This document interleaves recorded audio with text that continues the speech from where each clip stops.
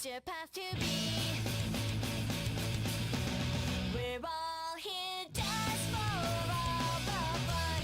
Now you're jamming, jamming hard, yeah. Hype it up all once again. Jamming, hype it up. Now you're jamming, jamming hard, yeah. Hype it up all once again. Jamming, hype it up.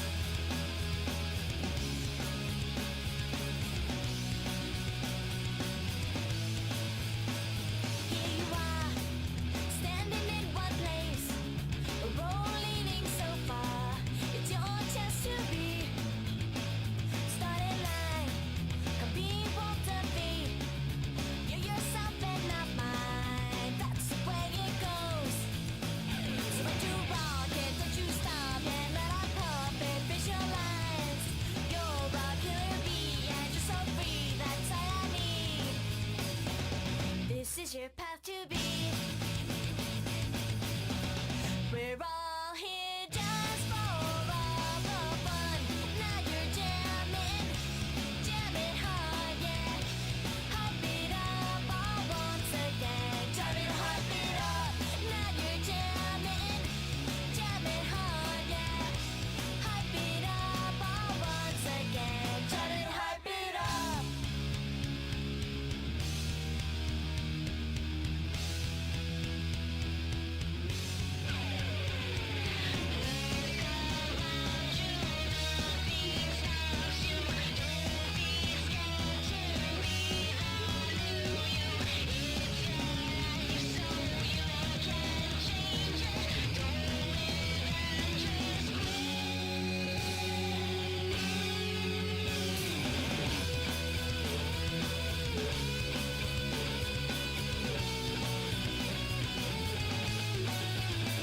So when you rock it, don't you stop and let our puppet visualize. You're a killer bee and you're so free. That's all I need. Better not forget to realize that there's no right or wrong. You must be strong. You're not alone. This is your path to be. We're all here just for all the fun. Now you're jamming, jamming hard, yeah. Hype it up all once again. Jamming, hype it up. Now you're jamming, jamming hard, yeah. Hype it up all once again. Jamming, hype it up. Now you're jamming, jamming hard, yeah. Hype it up all once again. Jamming, hype it up. Now you're jamming, jamming hard, yeah. Hype it up all once again. Jamming, hype it up.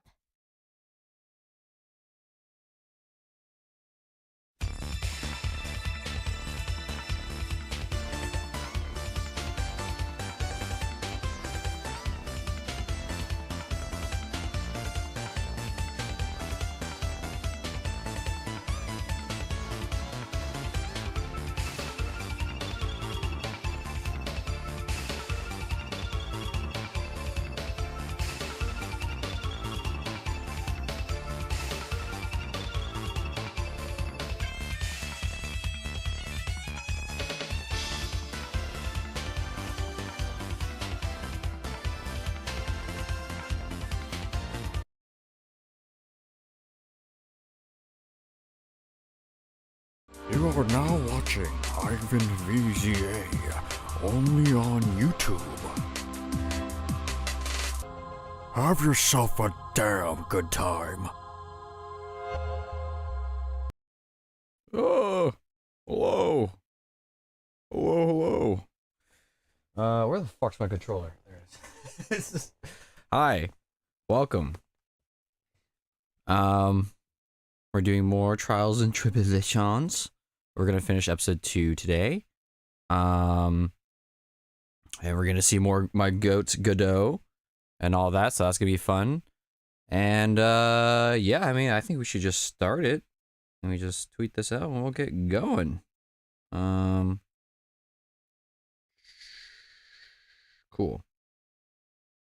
All right, let's just start it. Fuck it, we ball. Bada bing, bada boom. I'm excited. Let's just go. Fuck it. Oh shit, there's audio on my TV. Whoop. There we go. Alright. Hey, Nick! What is it this time? You won't believe how many people are here for the trial. Well, it is a murder case. What are you talking about? They're here for the trial next door. Next door? What? Why don't you know this, Nick? They're having Detective Atmy's trial today. Detective Atmy? They say they're going to try him as Mask to Mask. Oh shit, hold on. Okay, there we go. Already? Well, that was fast. Boy, I'd love to see Mask to Mask's trial. Oh, I know. Who said that? Who the fuck said that? By the way, where's Pearls? Oh, she went back home. She said she can't neglect her training anymore. I know you don't like me. Who's saying this right now? Pearls has really gone into training lately, huh? Yeah, ever since, you know, that incident, you know what I'm talking about. Oh, it's Ron. I was like, who the fuck is talking? Please, don't ignore me! Oh, Mr. Delight, good morning. No one likes me. Oh, what are you, fucking someone on Twitter.com? No one would notice me, even if I killed someone. Come on, don't be silly. Wait a sec. You don't mean you're the murderer? No, I'm just a poor thief. No, wait. That's not right. A thief can... Now, let's see. According to Mr. Delight, from his second crime on, he was following a bunch of set plans. Plans that someone had been sending to him to help him commit these heists. Right. Do you really think there's a connection between the thief and the murder, Nick? It's possible, but today's trial is a race against the clock. Huh? How come? Let's just take our time like always. I'm afraid that's not an option. Oh yeah, this is gonna be a quirky one, because technically, even though this is a second half of a trial, it's a different trial, so we're gonna get a verdict again. Like, it's not gonna get extended to another day, I don't think. Fuck, speaking of extending things, I gotta get the walkthrough out. I always forget to fucking do this, and I waste everybody's time. Let's see. Phoenix Wright. Trials and Tribulations. And, chapter... or part 2. Wait, hold on. E. Sorry, I'm wasting my time. Okay. Here we go.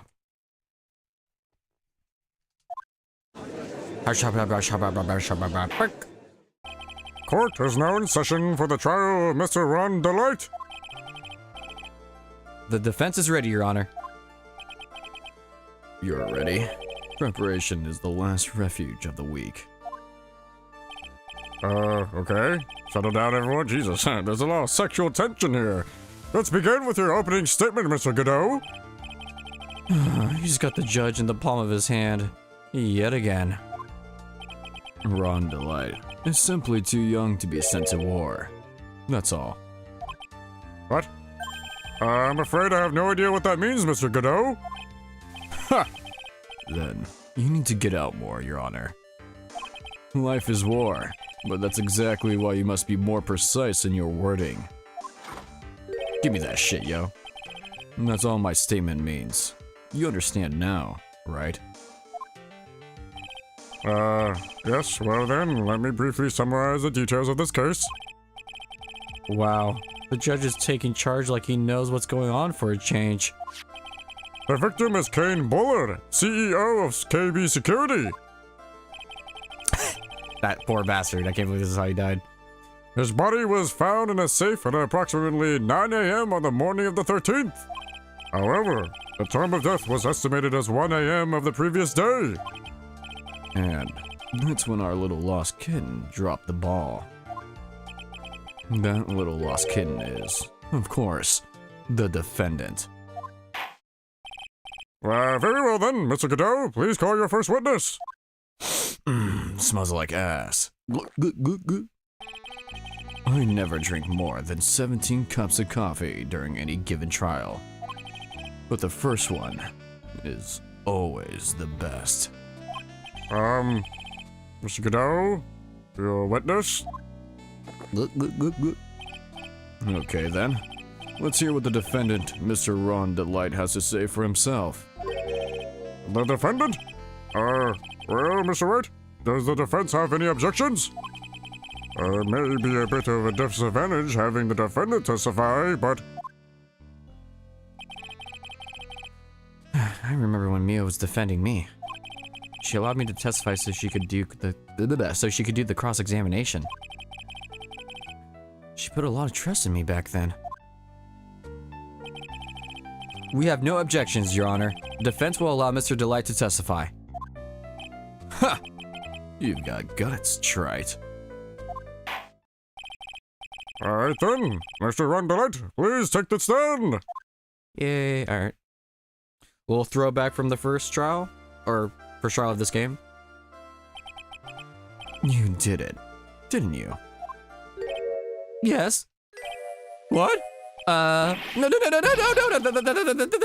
that's not true.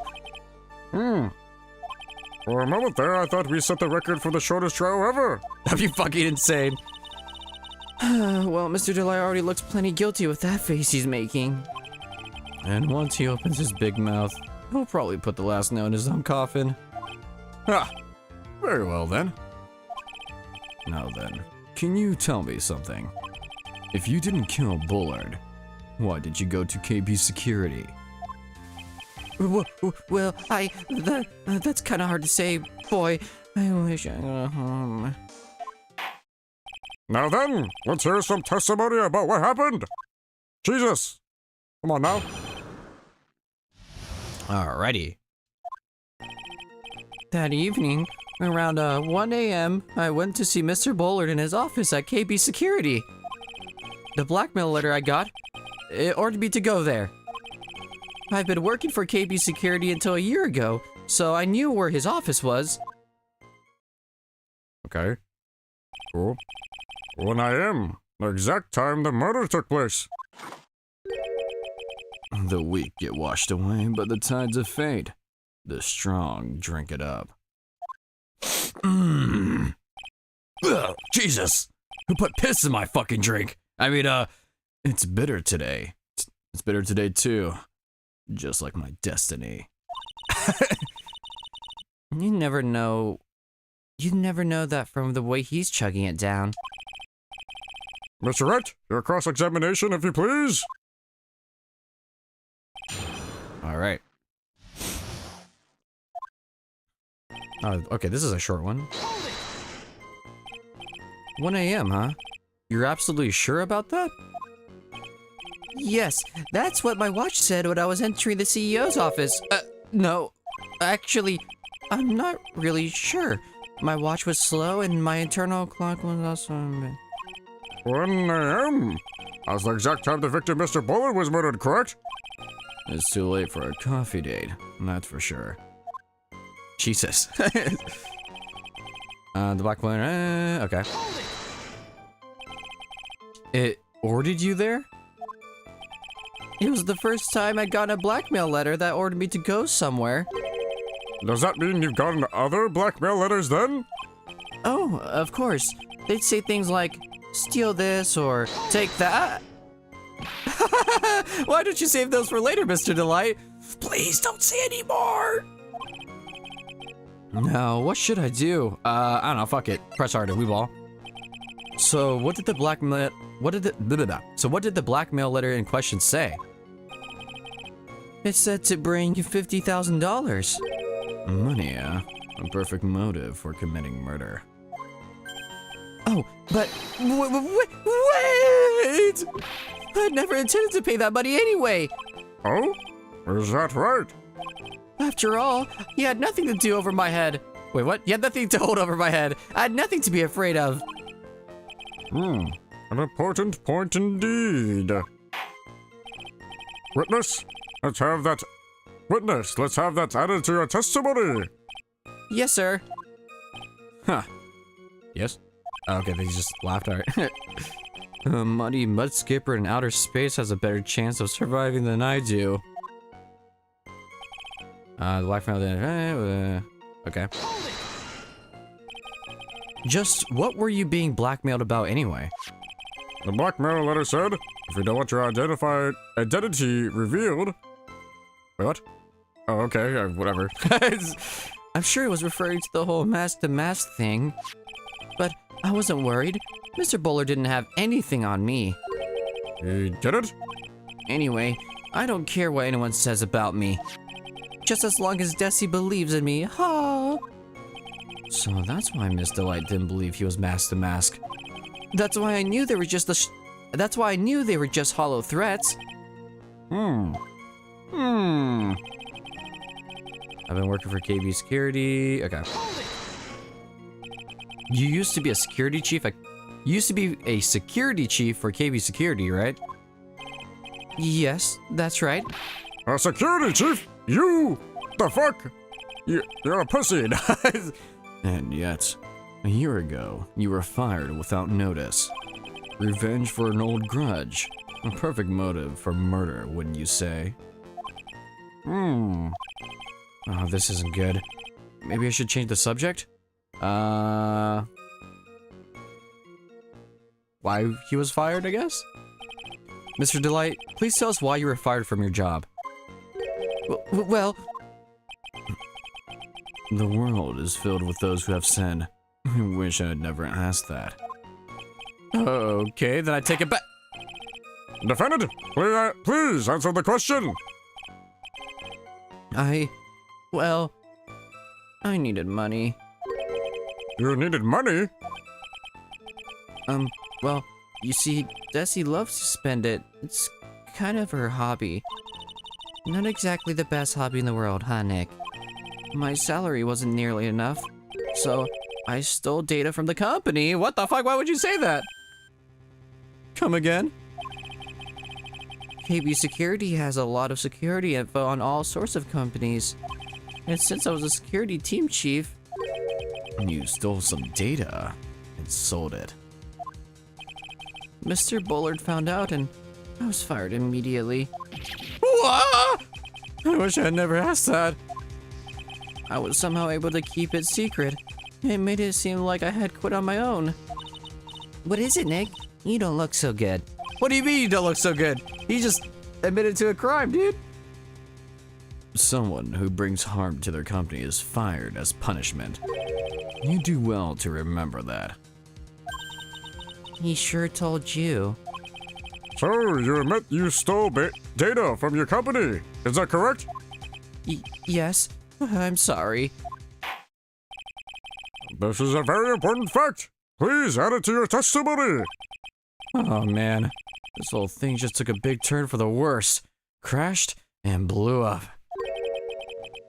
It's gonna take the jaws of life to rip this case from the clutches of disaster. They fired me for something. Okay. Why would you do something like that? Well, for Desi's hobby. What else? Wasting money, huh? It's not a waste! So, Miss Delight doesn't know that her husband was fired, does she? So it would seem. I'm not sure what to think about couples who keep secrets like that from each other. Oh, I can't believe it. This case has gotten even minor to think seriously about couples. Please try to stay focused, Mr. Wright. There wasn't much to his testimony, was there? Sounds like he's avoiding something. At least, that's what it sounds like to me. Uh-oh. I've got a bad feeling about this. We better be careful. But if we don't find a way to make him spill the beans... We'll never get closer to the truth. We'll never get closer to the truth. Yeah. We're cooked. All right, let's see. That evening around 1 a.m., I went to see Mr. Bolden. Blackmail with Argon. I ordered me to go there. The blackmail threat didn't scare me. Good working. He fired me for selling company secrets. I thought does she really not know about that?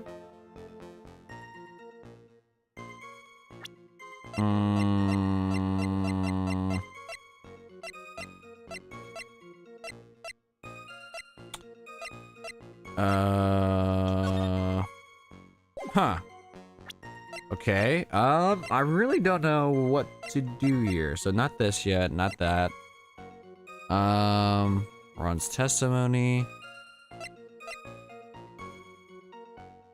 From Devas's second heist, just no. The buzzer record. No. Not yet. Found in the shadow. Shot it out. CEO. I have. Maybe it's just the fact that we present Desire because she doesn't like criminals. I'm gonna look at the walkthrough on this one, but that's my guess before I look at it. Where's my phone? Where is it? Where the fuck did I put it? Where's my walkthrough?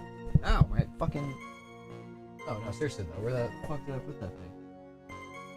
It disappeared on me. Where did it go?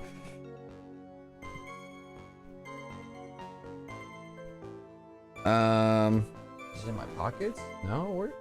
Uh-oh.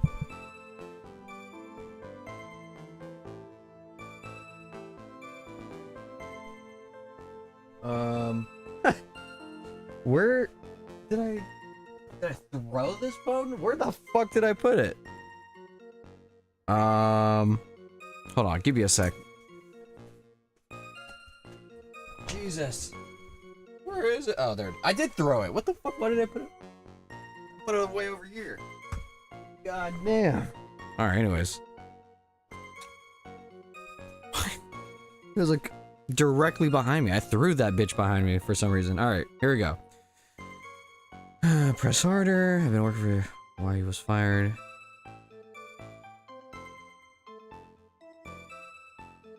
Fired me for press the other black. What? Oh.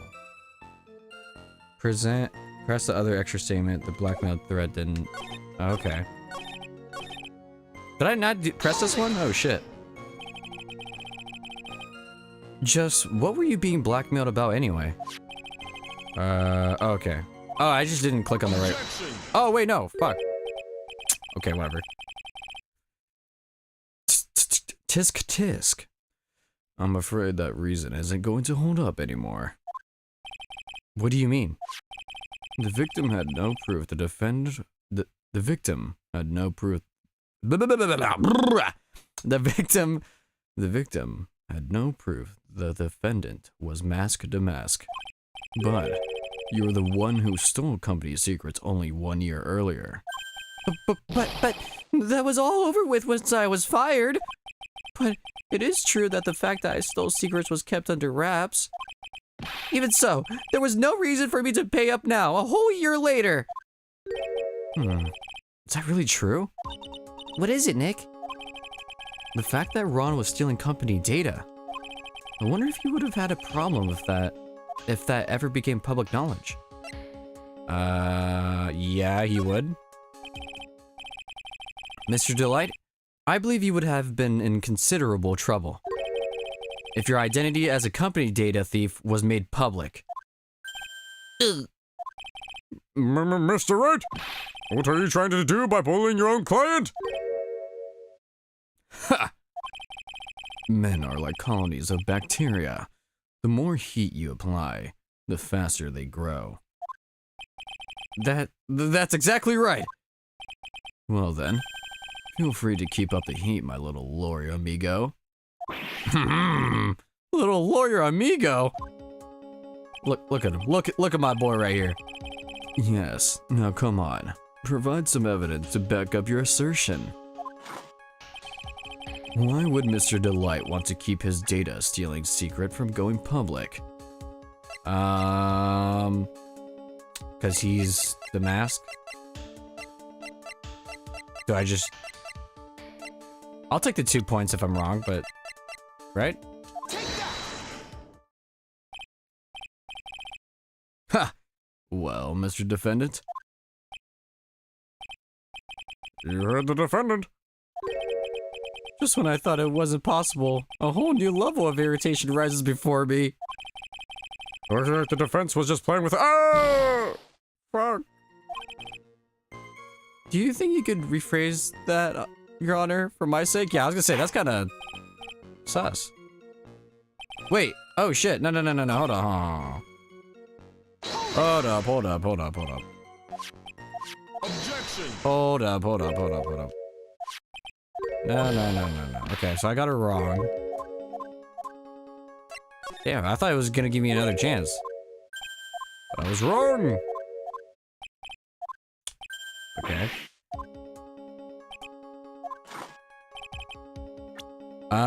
I guess I'm looking at the walkthrough. Or I'm not locked in again. I'm cooked. Let's see. Oh, duh.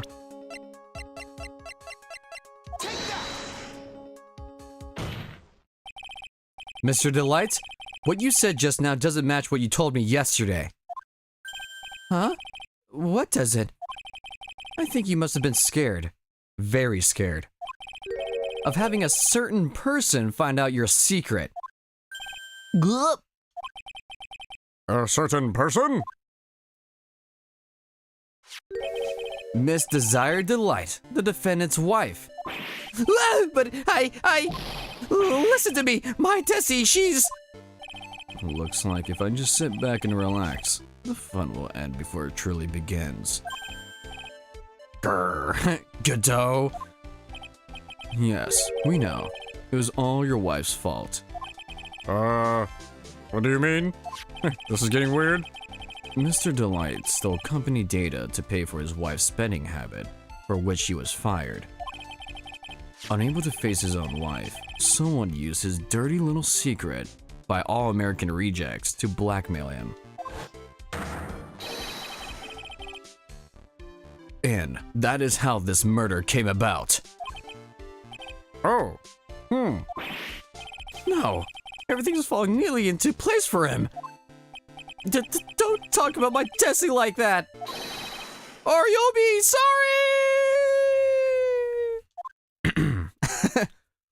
Oh yeah? Is this guy like secretly ripped? Does he have like a sleeper build under that fucking clothing? I bet he does. Well, it seems that we've learned a great deal of things here so far. What do you think, Nick? I didn't think it was possible to get so thoroughly whipped in just 20 minutes. Has it been 20 minutes? Oh shit, it actually has! That's crazy. Clearly, there was a sufficient motive for murder. He stole data for his wife and he killed to protect his secret. A family man who cared just a little too much. Smells like fucking someone's asshole. I mean, the motive is clear. Let's move on. What happened at the crime scene at 1 in the morning, Mr. Delight? Come now, tell us. We're all ears. Okay. When I entered the office, there was a suspicious shadow there. What? Oh, right, that guy. Suddenly, I was hit on the forehead. After that, I remember being a bit dazed. If I hadn't been wearing that, I would have been killed. Wait, wearing that? Oh, let's see. When I came to, Mr. Bullard was lying there, dead. Okay. I see. Suddenly hit on the forehead, huh? Oh, that's weird. That's kind of like the last trial, but I won't remember that for convenience sake. I believe the detective... Oh, right, no, Okay, you know what? I was giving shit to the judge, but you know what? He actually remembered something, so I'll give him props. I believe the detective from yesterday provided some similar testimony. He said that Master Mass struck him on the head from behind. course. Since Atme turned out to be the culprit himself, that was all a lie. Ha! No one's going to believe a pathetic lie like that. What are you saying? I really was attacked! We'll find out if what you say is true or not during the cross-examination. Got that, Mr. Wright? Don't go easy just because he's your client. Yeah. If I see any sign that you are, I'll treat you to another cup of my special blend. Also, who keeps sliding me this coffee? Like, I usually just walk up and get it, but okay. You don't need to worry about that, Mr. Godot. I have faith in Ron. I know he didn't do it. Yeah, I mean, that's true. That's true. I want to enter the office. Okay. Who was this suspicious shadow? If there was 1,000 of me, and even if one knew, I'd tell you. Trust me. His dodging all of our questions is not helping us with his case. Okay, then how was the victim, Mr. Bullard, at the time? What do you mean by how was he? Was he already dead? Was he still alive? Maybe he was the one who hit you in the first place. That's a good question. What do you think, Mr. Wright? Forget it. Come on, man. I need you to lock in. I was hand on the forehead. Okay. Your forehead? Yes, I was hit on the forehead as soon as I entered the room. It was an amazingly fast and powerful attack. Do you remember anything about who hit you? Well, like I said, it was fast and a powerful hit. So, I think I was a little dazed for a while. I don't think Mr. Delight even grasped what you were asking. Yeah, I like to show him a fast and powerful attack myself, just fucking whatcha! Maybe that would knock some sense back into him. Oh yeah, here we go. This is the one I was confused about. That? Could you please clarify what you're referring to? Why, my Mask to Mask costume, of course. Wait just a moment! Mask to mask? Huh? Oh, did I forget to mention it before? Yeah! Just to be on the safe side, I dressed as Mask to Mask. And then, I descended upon the office of the CEO's KB Security. What? Nick, did you know about this? You never told me this. I don't recall him ever mentioning it to me either. Even I didn't know that. It seems our little friend really loves to keep secrets. I'm sorry. I just never had a chance to mention it up until now. Wait. That's not right. You know how sometimes things just slip your mind. Ha! My sixth cup of coffee is starting to... gotta burp. Oh, what's up, new mayor? How are you doing? I'm doing good. We're finishing this episode today, and I'm pretty excited about that because this is a cookie one. This is a cookie case. Hope you're doing well. My sixth cup of coffee is staring at me. Wait, so what? Staring up at me coldly. Yeah.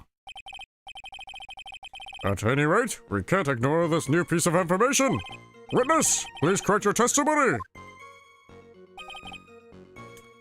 I'd been killed if I... okay. What? Oh, wait, that's the wrong voice. Why were you dressed up as Mask to Mask? Why? Because I'm Mask to Mask, of course. What are you talking about? Mask to Mask trial is being held next door. Yes, I guess so. Anyway, at that time, I thought I was being blackmailed over the Mask to Mask issue. So I thought I should go as him, just to be safe. Oh boy. Let me tell you, it's a real pain to move around with that cape. That's why it took longer than I expected. Took a lot longer? What is he talking about? Press order. What do you mean by took a lot longer? Oh, opening the safe, of course. my cape caught up on the safe door, you see. Whoa, damn, there's a lot of noise outside. Okay, I think it was someone moving the car. I got fucking scared for a second. I was like, what the fuck is that? This all happened when I was hiding Mr. Bullard's body. What's with his hands? Back up a second!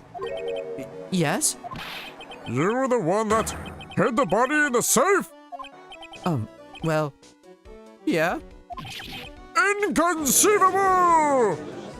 I like using big words. Oh, why? Just why? What reason could you have? What were you thinking? Question. When does someone toss their dirty shorts in the washing machine? What? I don't even use underwear. I'm completely naked under this. The answer is simple. When they take them off. As usual, I have no idea what you're saying. Do you mean that Mr. Delight hid the body because he's the murderer? Ha!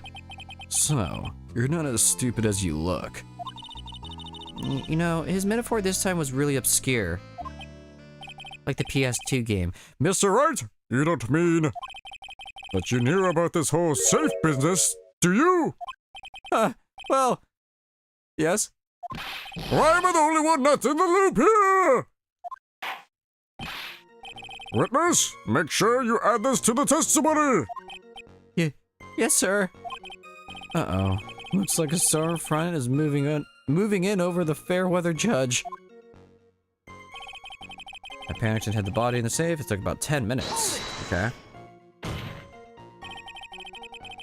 Why did you hide the body in the safe anyway?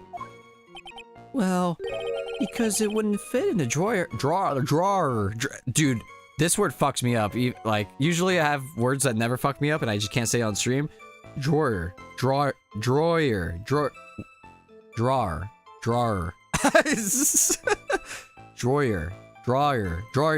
It doesn't sound right. I hate this word. I hate it.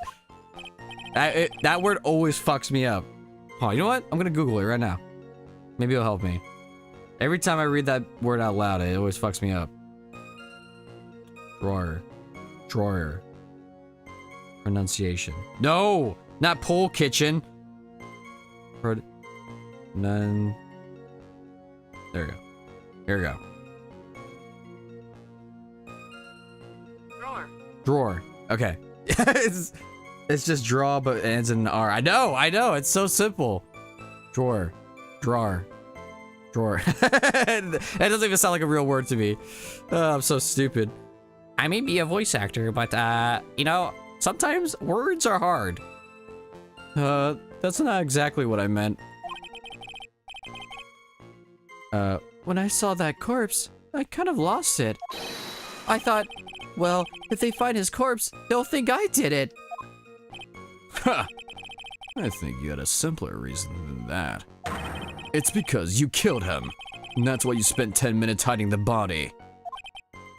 Okay. That certainly makes more sense. Hold on. 10 minutes? What is it, Nick? Yeah, I was gonna say that 10 minutes is odd. I just had a thought. Under those circumstances, would you normally try to hide the body and spend 10 whole minutes to do it? Oh, was he not dead at the time? Is that what you're saying? Under those circumstances? What circumstances? Oh! Hey, Nick, if you think his behavior was so strange, why didn't you present some evidence that would show just what those circumstances were? Oh, that's it. I'll take a look at the court record and present some evidence. Yeah, you know, the thing that we've been doing for the last 3 games. We heard this from Mr. Delight yesterday, didn't we? There's not much in this testimony either. I bet you he's still hiding something. I wouldn't be surprised. We'll just have to draw it out of him. I just hope he doesn't make things any more complicated. Why you gotta make things so complicated? Okay, so when I entered the office, there was a suspicious shadow there. I'd been killed if I was a I panicked. It took about 10 minutes. Let's see. Wait. When did he get there? At 1 a.m. Okay, that's when they... Oh, the buzzer went off at 102. Oh, interesting. Hold on. Let me cook something fierce here.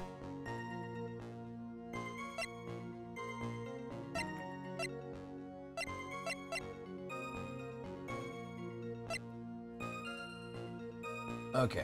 Oh shit. Okay, let's see. Let me use my brain here. Let's go straight to the beginning. So, draw out things that we know for sure. It's not new. No. Nope.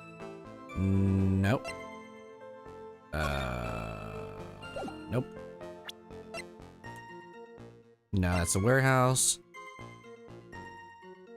Back of the head. No. Photo of the storeroom entrance taken by the camera on the night of the crime.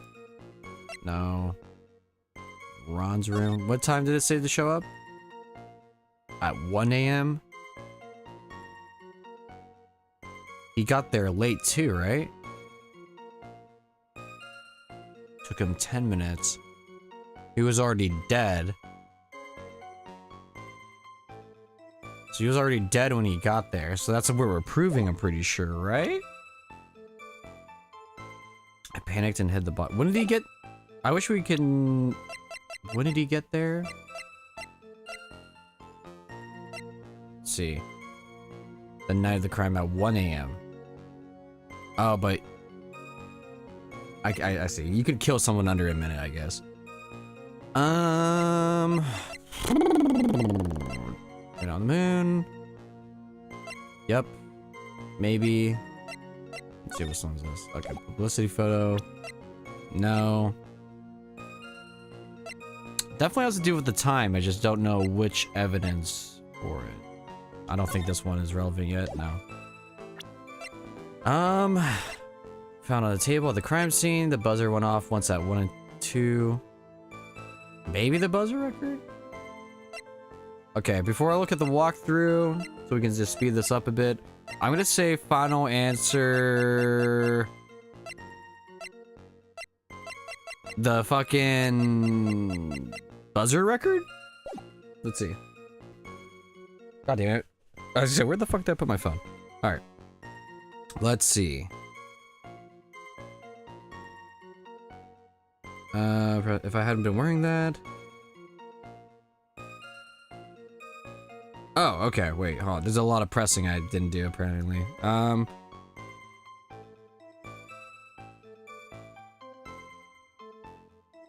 no. Okay, no, I was right. Woo! I was right. I should have just trust my gut feeling. Woo! Objection! Your Honor, could you please take a look at this record? And what might this be? The record for the emergency buzzer that connects the CEO's office to security. The button in the office is pressed. A security team is supposed to come running. And according to this record, the buzzer was pushed once at 1:02 a.m. What? If Mr. Ron Delight truly was the murderer. Dun, dun, dun, dun, dun, dun, dun, dun, dun, dun. This track goes hard, dude. He would have ran as soon as that buzzer sounded. After all, a security guard would have been heading his. After all, a security guard would have been heading his way. Objection! Ha! Let's remember who we're dealing with here. He probably had no idea there was a security personnel in the building. Objection! Now he worked there, bro. Up until 1 year ago, my client was working as the chief of security. There's no way he wouldn't have known about them. Objection! Objection. But, as it turns out, the guard never came. That was nothing more than a coincidence. The fact that the guard was a pathetic loser who had just gotten punched in the face by his ex's new boyfriend and wasn't anywhere in the vicinity was not something Mr. Delight could have known. Objection! Oh, yeah. Again, remember who we're dealing with here. It's sure bet that Mr. Delight didn't even notice the buzzer going off. Objection! This buzzer is extremely loud. There's no way he could have ignored something like that. If he had been conscious, that is, Conscious? What do you mean by that? oh. Good. Fine. Let's hear your game theory. Recall the defendant's testimony. The moment he entered the victim's office, someone attacked him. Mr. Delight said he felt dazed. I'm willing to wager that he was knocked unconscious for at least a few minutes. Unconscious? So he fainted. That's why Mr. Delight didn't know that the buzzer had sounded. And that's why he thought he had time to hide the body. So, what are you trying to say? Mr. Delight was knocked out, and the buzzer went off soon afterwards. Now, unless my client was able to hit the buzzer while he was unconscious, it can only mean that there was another person in that room. That's right, whoever it was, they knocked out Ron Delight and then pressed the buzzer. Alright, that makes sense? This is making sense? Order of the court! Mr. Wright, this is... Objection! Objection. This is preposterous. It was this kid. Ron Delight is the one who killed Ron Delight is the one who killed Kane Bullard. Objection! You love the OC in this game? I mean, it's pretty fucking good. Then who pressed the buzzer? It was the victim, of course. Yeah. He pressed the buzzer when the defendant attacked him. He didn't die right away. He must have held on long enough to push that button. Ah! So Kane Bullard sounded the buzzer himself. What is your opinion on this, Mr. Wright? I need proof that the real criminal was there at the scene, but how? Can I prove that it wasn't Kane Bullard who sounded the buzzer? I feel like we can. I'm gonna look at the walkthrough. Yeah, okay. Defense's opinion on this. The defense's opinion is this, Your Honor. This piece of evidence proves that it wasn't the victim who sounded the buzzer.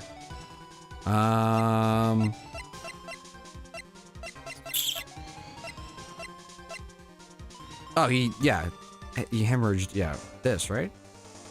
Double checking. Oh, the CO. Oh, okay, never mind. It's this.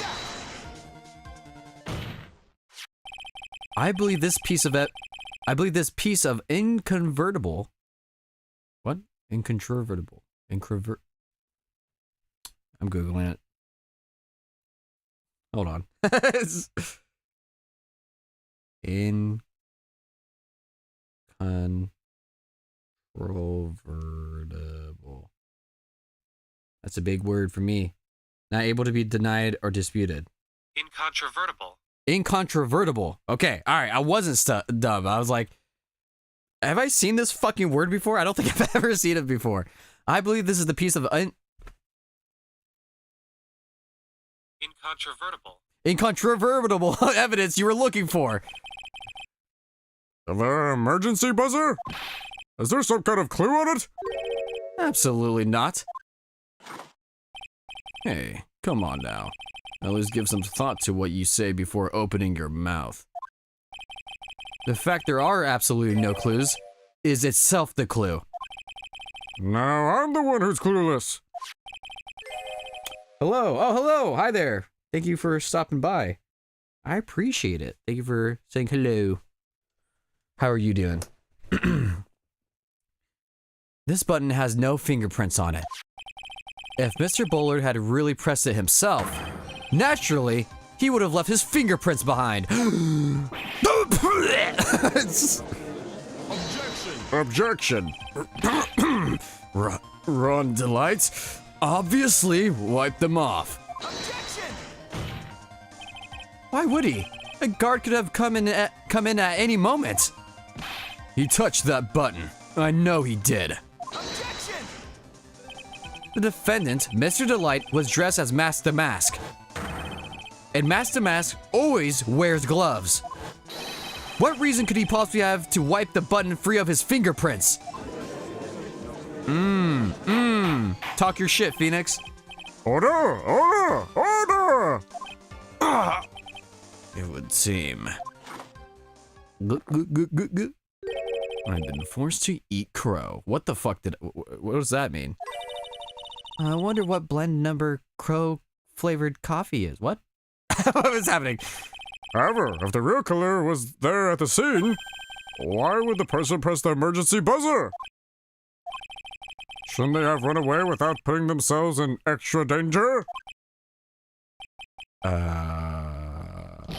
What's with this awkward silence all of a sudden?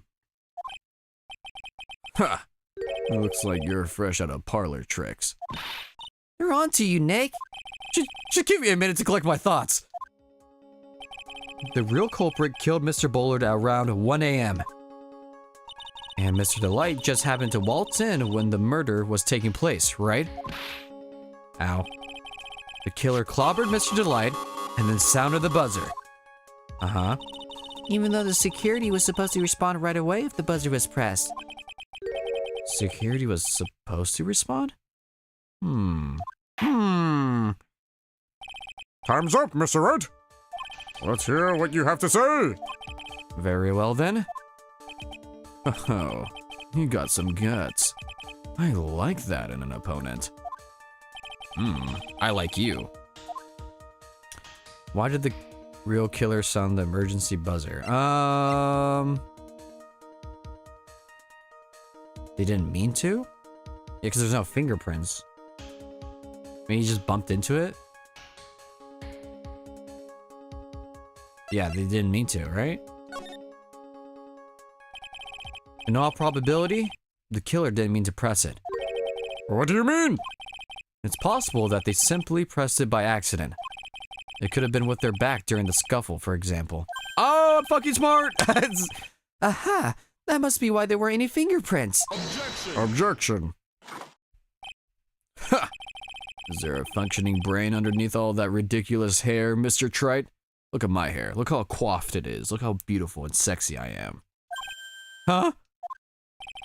The accused testified that he was hit as soon as he entered the room. In other words, as far away from the buzzer as he could possibly be at the time. At that time. I read that wrong.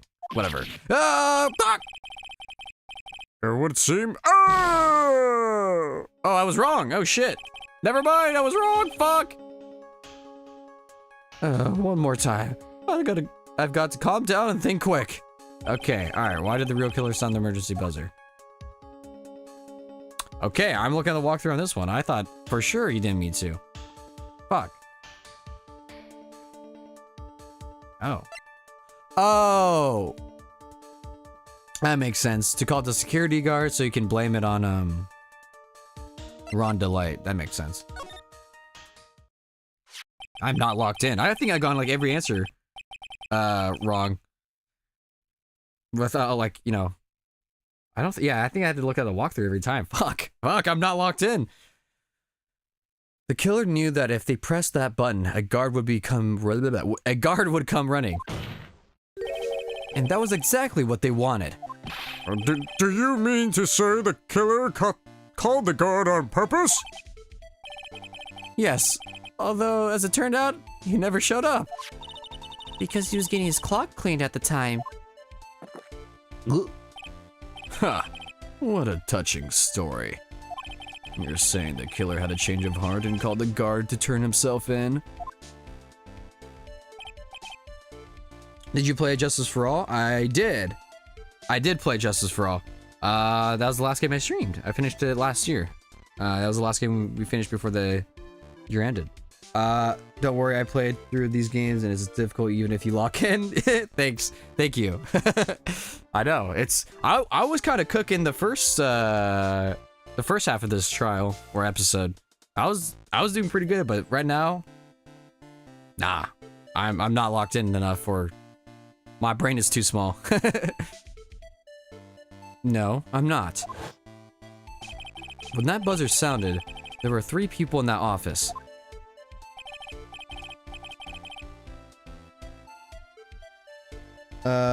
You just saw the carpet in the third case? Carpet physics? The third one? Justice for all? Wait. Carpet. That was the clown one, right? The circus one? Sorry. Oh, cape. Oh, okay. Yeah. Yeah, that one was crazy. Not thinking about it. Yeah. Yeah. Yeah, that is, now thinking about, at the time I was like, yeah, this makes sense, but now thinking about it, I'm like, that's fucking insane. I mean, it does make sense, but it's so wild. It's the victim, Kane Bullard, who was already dead. The defendant, Ron Delight, who was out cold. And the third person, I wonder who it is. My question is, how did he get to the other fucking... How did he get to the warehouse? Alright, let's see. Because isn't it like 30 minutes away, or am I forgetting that? I thought like the security building was like 30 minutes away from the storehouse. Because it's definitely fucking, what's his name? Luke at me. But how did he steal? Very curious. Hypothetically, yes. Now then, in this situation, if the real killer made an escape, what would happen? The only ones left in the room would be the victim and Ron Delight. And if any security guards came running in at that time, they would think that I was the murderer. Yes, that was precisely the real killer's objective. To frame Ron Delight for the murder. Yeah, okay, that makes sense. Duh. You'll see, trying to give no spoilers. Oh, yeah. When I ask these questions out loud, like, these are me thinking out loud. You know? It's not, like, actually me asking questions. It's, rhetorical question. So I could just say my thoughts out loud. I appreciate it. Order! It would seem. Gloop, gloop, gloop, gloop. I've been made to eat my words once again. Actually, you've been made to do a spit take, with a cup of coffee. Mr. Wright, who was it? Who was it that tried to frame me? Wait a second. I'm the one and only Master. Nick, you mean the real killer is... We're going to drag that person in here right now. But who is it? Oh, I fucking know. I wonder who it is. Godot spitting out his coffee is always funny. Yeah, no, it is. Him just like, gloop, gloop, gloop.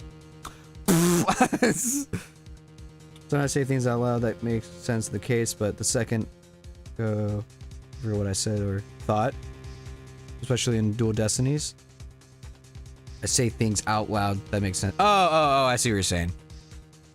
Yeah. Oh, which game would you say is the hardest Phoenix Wright game? Without obviously any spoilers. Like, is Dual Destinies really hard, or is Trials and Tribulations? Which one's the hardest game in your opinion?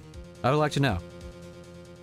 Because I feel like these games are definitely enjoyed with a walkthrough more. Because like, there's sometimes where I'm like, how the fuck am I supposed to know that?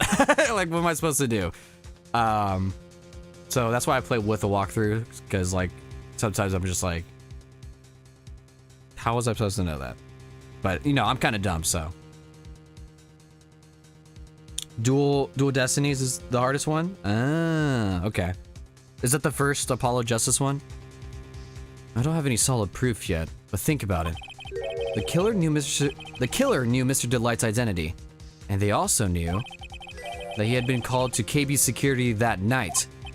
So, the killer used him to execute a well-crafted plan to murder Kane Bullard.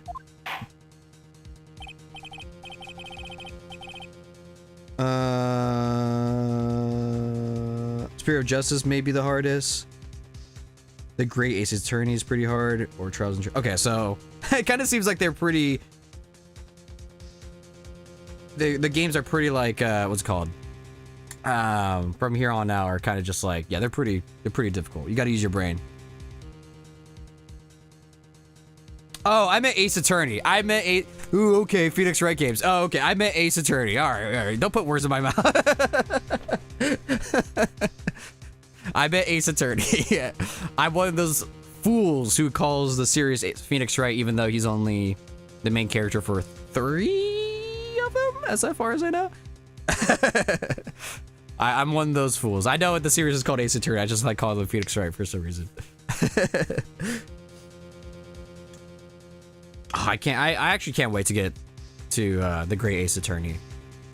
I can't wait to finish this whole series. These games are so fun to stream and play and all that and do voices for. Could be fairly difficult too. Okay. Okay, so it's a good thing that I have a walkthrough out. It's a good thing. Now then, let's hear your accusation, Mr. Wright. Who was it that framed Mr. Ron DeLite for the murder of Kane Bullard? Okay, that's easy. I don't even have to look at the walkthrough on this one. Bazinga!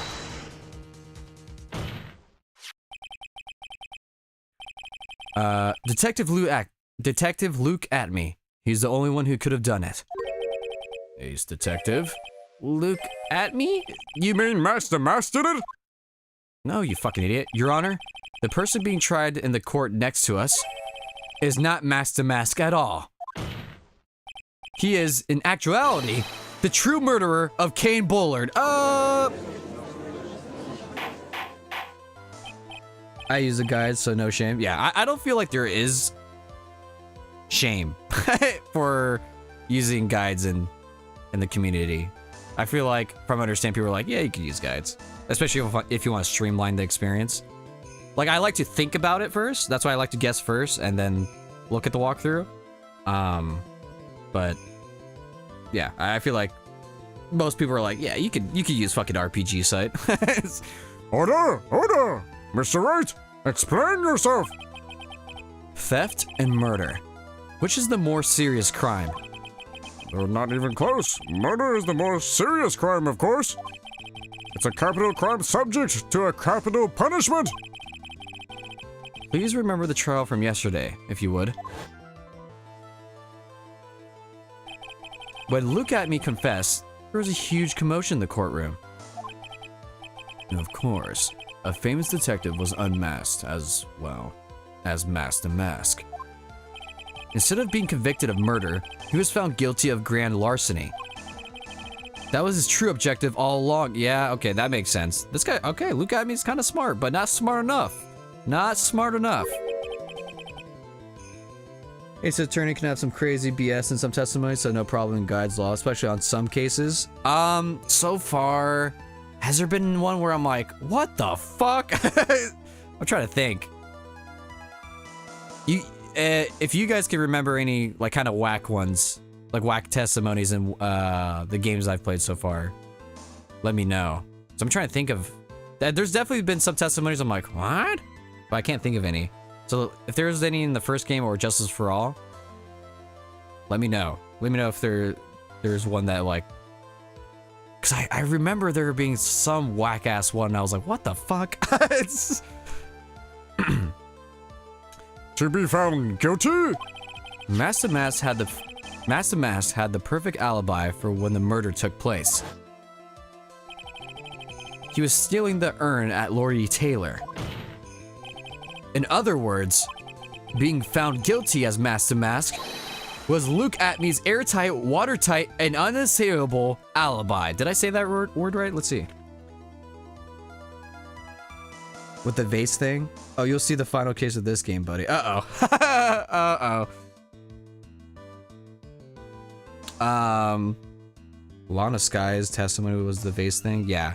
Oh!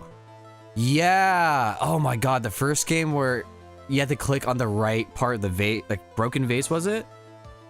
You had to click on a broken piece or something like that. I don't remember. It had to be like specific. Oh god, that shit sucked. I remember doing that. And I looked at the walkthrough, I was like, I'm clicking it, and I was like a pixel off. I was like, dude, come on. Was I looking up? Oh yeah. Did I pronounce this word right? Unassailable. Unassailable. I did. Yes. A guilty verdict has an alibi! Ah!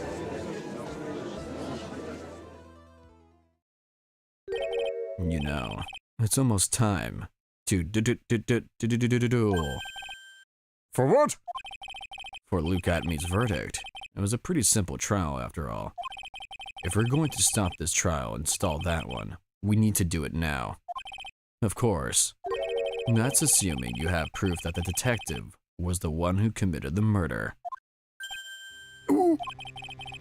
Mr. Luke Atmey's trial has indeed attracted the attention of the entire country. If you were to intrude and fail to provide adequate proof of his true crime, Mr. Delight would be left with no grounds for appeal. Am I really sure about this? Yes, I'm sure. They have the blue badger and the last cross-examination. Yeah. Yes. Okay, now I remember what you're talking about. Yeah. That last trial, I liked that trial a lot, but like the actual like figuring out the right answer was so fucking difficult in that one, dude. There was some BS in that shit. Huh. That's only good when your life's the antennae. Auntie? What the fuck are you talking about, Godot? Mr. Wright, I believe in you. Believe in the heart of the cards, Mr. Delight. So, please, I'm begging you. Thanks, but my decision will determine the rest of your life. Can I really risk your life like this? Phoenix. Baby girl, what's your name? What was that? Don't stray, Phoenix. For your client, take the path of trust.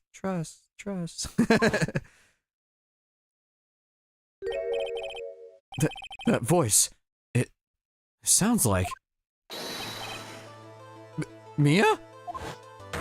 Your Honor, the defense requests an immediate recess. Huh. So, that's your answer, huh? Very well. I've decided as well. This court will now take a 20-minute recess. Mr. Wright, when we return, please summon Mr. Luke Atmey to the stand. Yes, Your Honor. All right, here we go. Is this a break in the... Oh, no, it's not. The final case of this game is not that hard in your opinion, except for a specific psych log. Okay. It kind of just seems like it's... I mean, once you're balls deep in Phoenix Wright, like... Whoa, pause.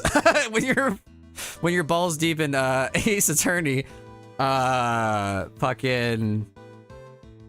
Like, you're already getting accustomed to the difficulty of the games. So you kind of start figuring out the bullshit that these games kind of have. Hey, yo! Wait, what? Oh, he's doing the other trial? Well, Sir Detective Atmey. I just realized I gave him a very similar voice. I have to say, Mr. Payne, you performed splendidly. Oh no, Sir Detective Atmey, you are the one who...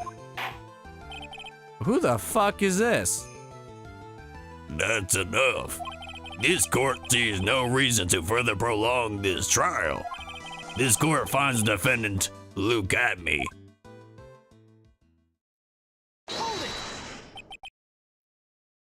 Wait! Balls deep? Are you Miles Edgeworth? Hey. You think Miles is... Think he has a thing for Phoenix? I agree. Don't hand down your verdict yet, please! Well, Sir Lawyer, welcome to my courtroom. Who is this hoser, huh? My name is Phoenix Wright, attorney at law, and I wish to file an accusation against this man, Luke Atmey. Accusation?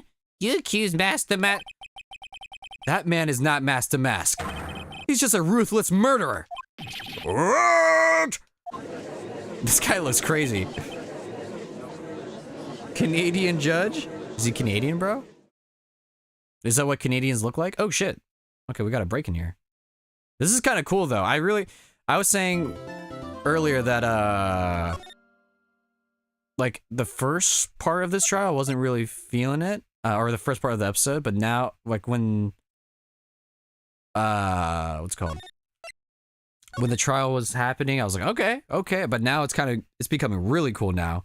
That now we're getting back Luke at me in here, and I should have said it out loud. I kind of suspected that he did want to get caught for the larceny so he can get away with murder, but I didn't say it out loud, so now it looks like I'm just making shit up. But I swear, I that's what I thought. So it's actually becoming really interesting. He actually is Canadian, actually? That's funny. Let me save again, and then... Oh, that's why you said A? Oh. Okay. I got you. Oops. My sis? I could have sworn I heard Mia's voice. So then, she's still alive. Inside your heart. What is this, Kingdom Hearts? Nicky boy! What's up, girl? Oh, Miss Delight. Is it true that Detective is the real killer? To be honest, we don't have any definitive proof. But he's the only one who could have done it. But wasn't he at Lordy Taylor that night? Not to mention, we don't know exactly... We don't exactly know his motive, Jesus. I mean, why would Detective Atme want to kill Kim Bullard? Oops, it's almost time. Better go back to the cart room. I need to find some solid proof. It's gotta happen sooner rather than later. All right. Here we go. All right, this is getting real interesting. Now then, this court is back in session.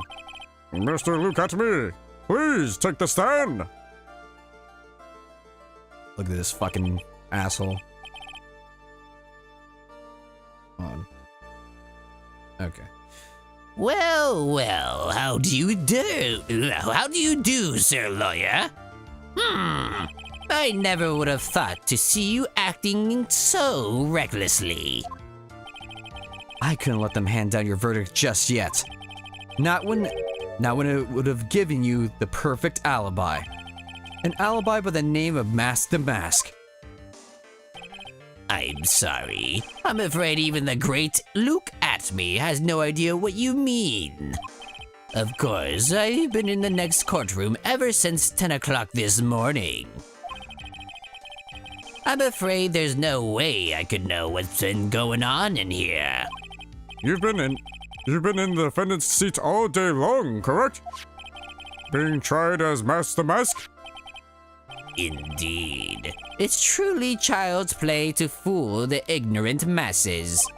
Not only did the poor fools ask me to protect their valuables, they even gave me a generous reward upon returning their own property to them. Take this red diamond ring that sparkles upon my divine finger, for example. So you continue to insist that you are, in fact, Mask the Masked? Of course. Stop the cap. Very well then, look at me. Let us begin with a simple question. On October 12th at 1 a.m., Kane Bullard was murdered. Where were you at that time? One without knowledge lacks even the knowledge that he should be ashamed of himself. But don't worry, I will not hold it against you, Sir Judge. Thanks. Smells like ass. All right, Mr. Atme. The night of the murder. Speak. We're all ears. As you wish, Sir Prosecutor. All right, here we go. I was stealing the urn as mask to mask, just as I announced I would. I had more than enough time to prepare. It was a pathetically easy job. A photograph contains no words, but in this case, one turned out to be my witness. The time at which the camera captured mask to mask was the same time as the murder. Okay. All right. It seems the main point of discussion will be this photo of the crime scene. Everything else up until now was all part of his plan. There has to be a secret to this picture as well. Even the great Master Mask cannot be in two places at once. Now then, if you'll excuse me, I have a verdict to receive. Shut the fuck up. Unfortunately, Mr. Atme, we still have to do your cross-examination. A fool is too foolish to know that he is a fool. What, who's... Boy, do you think you're goddamn, Von Karma? You don't got her swag. I think he's trying to say that you're full of it, Nick. The only thing that's full of it is his alibi. Talk your shit, Phoenix. Just as okay. So this photograph is the proof, correct? Indeed it is. And the man in the photo is certainly wearing a mask. That is why I'm called Master Mask. But conveniently, that also means there's no way to tell who this really is. What do you mean? Objection! Objection. Huh. Are you saying that this is not, in fact, Luke Atme? That could be another accomplice dressed up as Master Mask to create an alibi? Oh, what an interesting idea. Are you saying that I, Lone Wolf Luke, had an accomplice? I don't think you did, actually. Let me look at the people real quick. No? Go give it up, though. I'll look at the walkthrough on this one. Let's see. Yeah, I don't think I'm... Yeah, no, yeah. No. I don't think so. I think it's something else. I feel like he messed... What?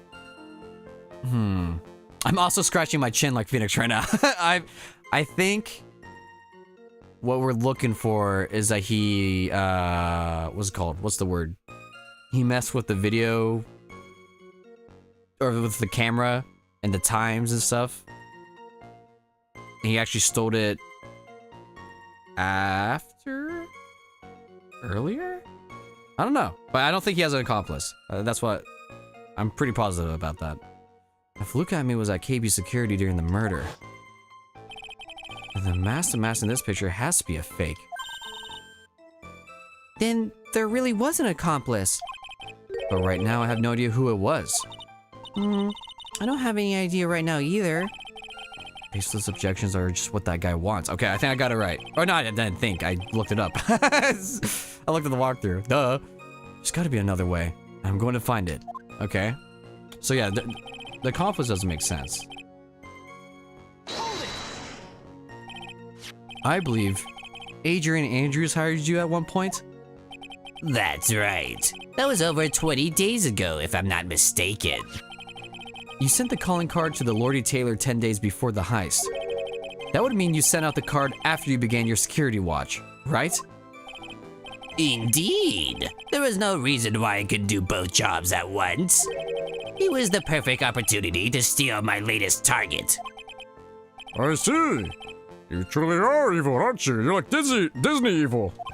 You're like Jafar. Yes, evil is what I am. This guy's a tryhard.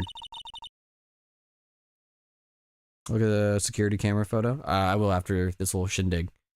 Hey Nick, isn't there something odd about this? Detective Atme was always proud of his ace detective skills, right? But if the urn was stolen from Lordy Taylor while he was the only one watching it, he'd have no way to maintain his perfect ace detective persona. You know, that's true. It is kind of odd. Interesting. Photograph contains no words, but in this case...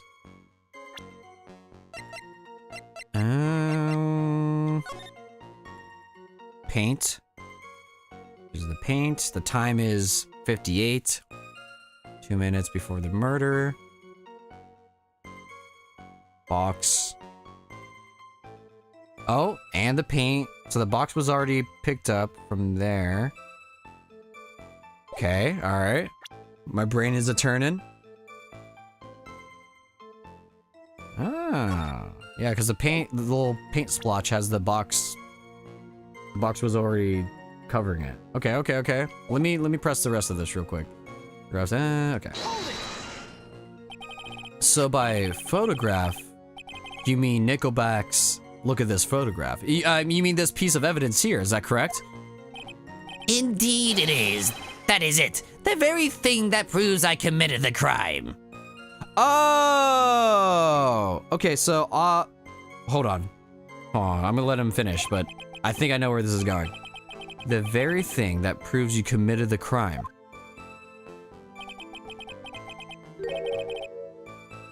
When you think about it, it's really odd. Oh, hold on. Sorry about this. I'm getting a phone call. Give me a sec.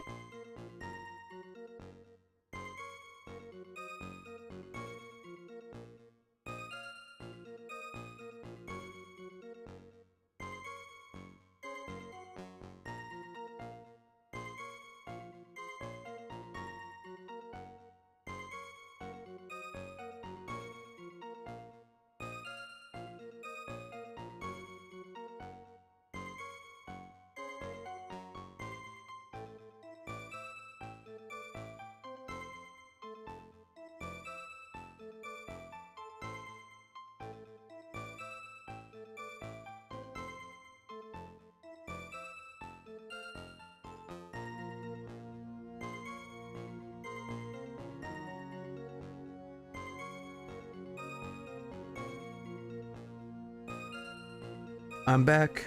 Back to the past. Alright, sorry. Sorry about that. You say that almost as if you had the picture taken on purpose. Objection! Yeah? Okay, I think I know exactly where we're going with it. If I'm gonna say it out loud, I might be wrong.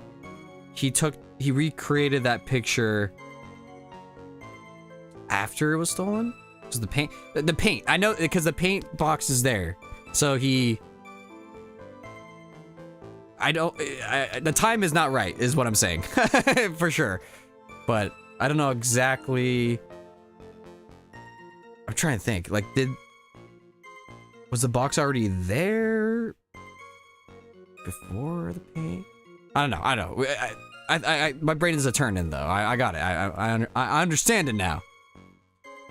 He was simply caught by the very camera that he had set up. Goop, goop, goop, goop, goop. We all had days like that. You know, when... Never mind, I was gonna say something fierce. Indeed, it turned out that there was no such thing as the perfect crime after all. Life is truly an ironic thing. A sad, blue melody. Looks like I better gather more information for now. If he's truly the killer, there's gotta be some phony in that photo. I don't think so, right? The time at which the camera captured? No, that's wrong. That's the wrong. Yeah, he took the box that was there to make a photo. That's what, that's what I'm trying to say out loud is that. He took the box that was there to make a photo alibi. Because obviously, the photo didn't happen at what the time it said it happened. But we can prove it with the paint. Okay. My brain it's chugging. There's wrinkles in it. I don't got a smooth brain, I swear. About the camera that took this photograph. Oh, come now. It's all too clear what you're thinking. Huh? You think I altered the timestamp on the photograph, don't you? I'm afraid that's impossible. The camera was set up by Lord E. Taylor, and on top of that, it was Lord E. Taylor's staff that printed that picture's data.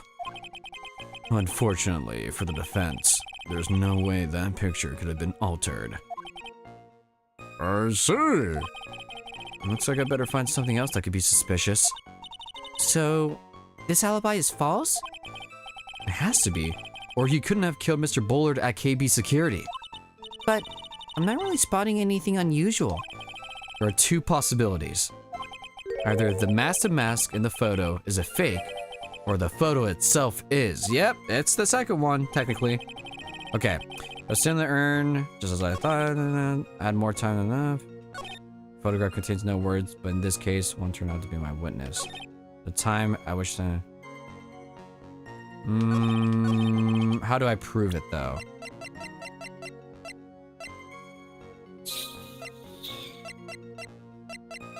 This is just the... It should be this, right? I'm gonna look... This is gonna be my final answer, but... Let me look at the walkthrough. Alright, final answer, paint marks. Let's see.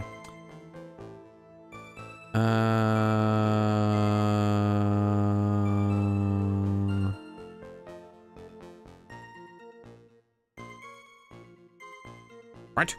Oh, shit. Did I not press one of the statements? Hold on. Oops. God damn it. I was stealing... Hold on. Let me look at the walkthrough again. Apparently I didn't press something. Had more than enough time. Okay, let me just redo this real quick. You press all of them? Yeah, okay, so I'm confused. When asked to point out... Oh!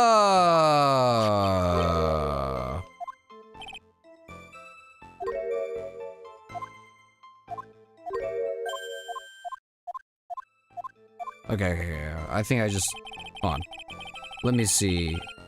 Press the third statement. Did I really not? A photograph contains...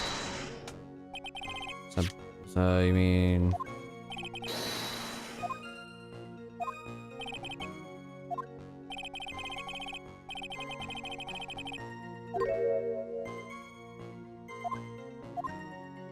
Oh wait, I think that was all new. Wait, did I not press that one? Sorry, oops, okay, whatever. Come on, think long and hard about that night. The basement warehouse and the picture that supposedly captures it.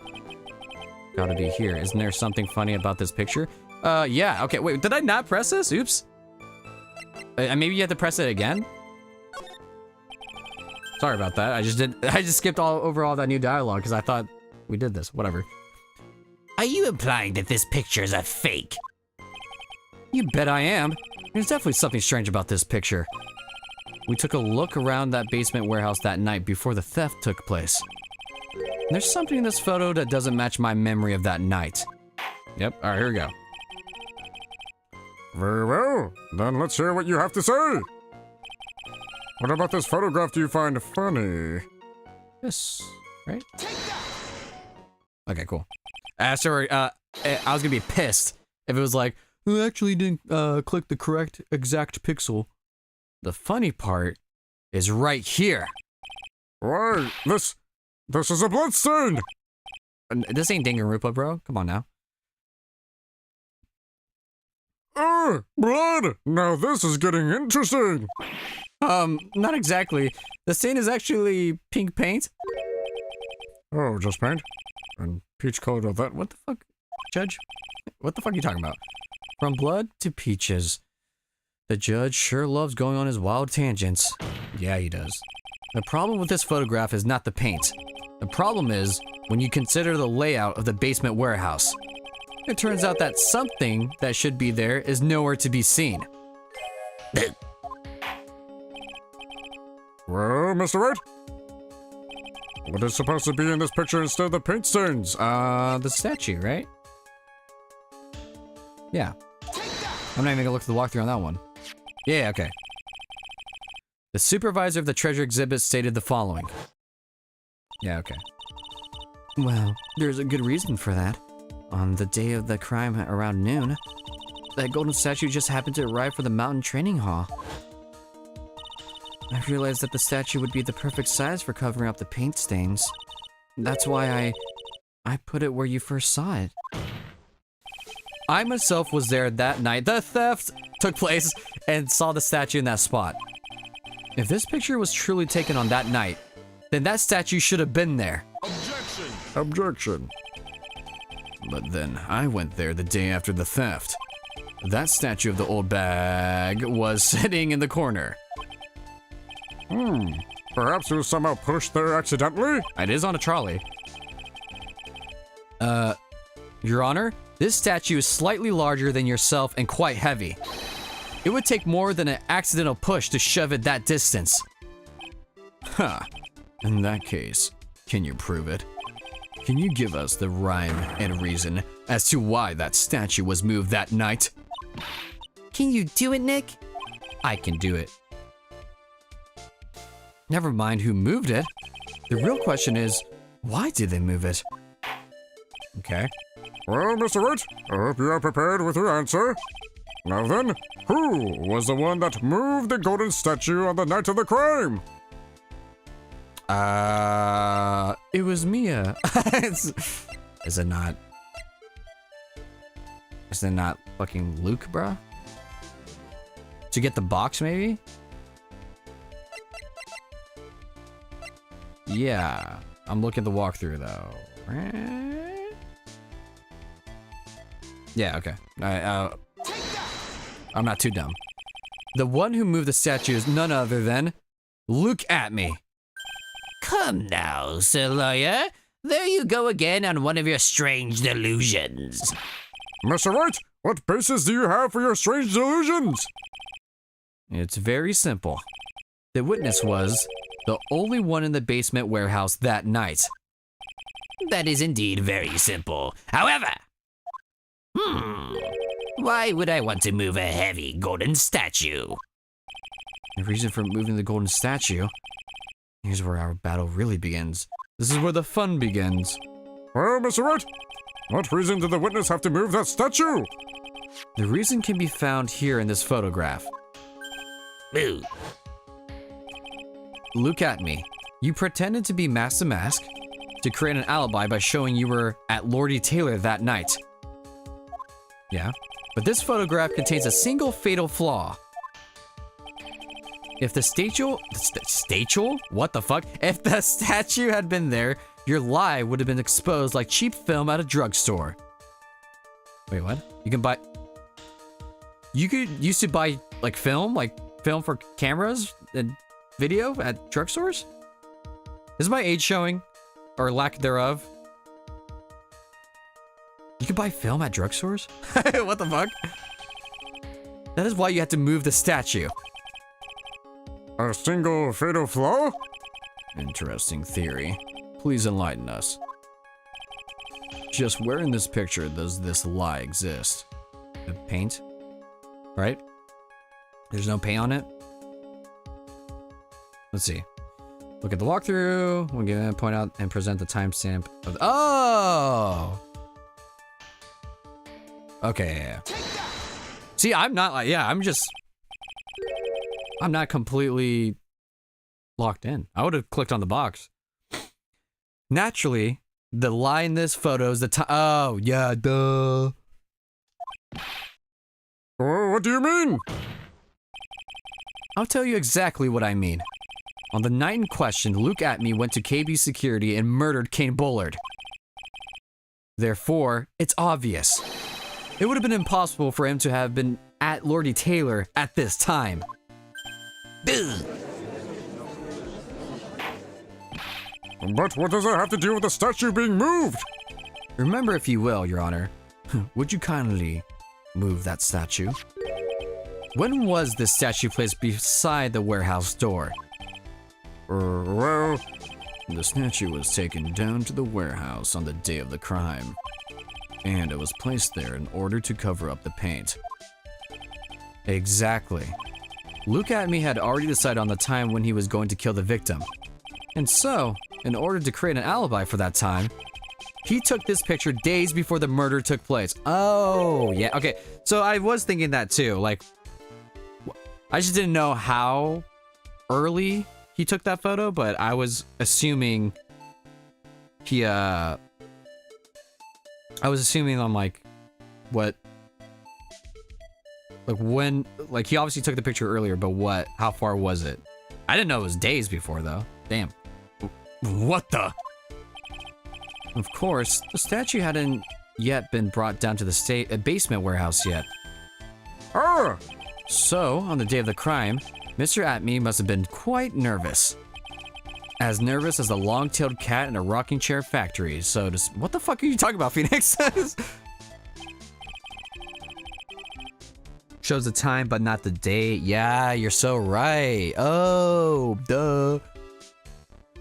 Yeah, okay, this is making mucho sense. Why? Because something that wasn't supposed to be there had been brought down and placed where it wasn't supposed to be. And that is why Luke Atme had to move the statue on the night of the murder. And he did it to make the room match with the way it had been in his photo.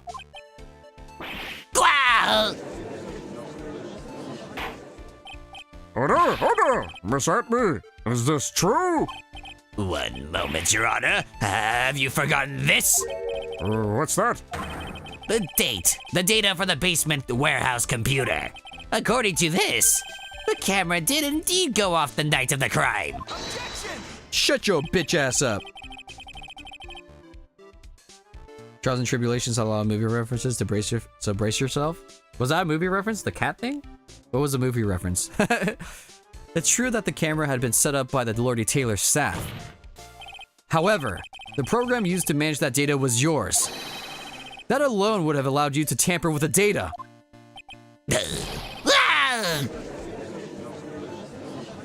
You think so? Okay. I didn't get it. Order!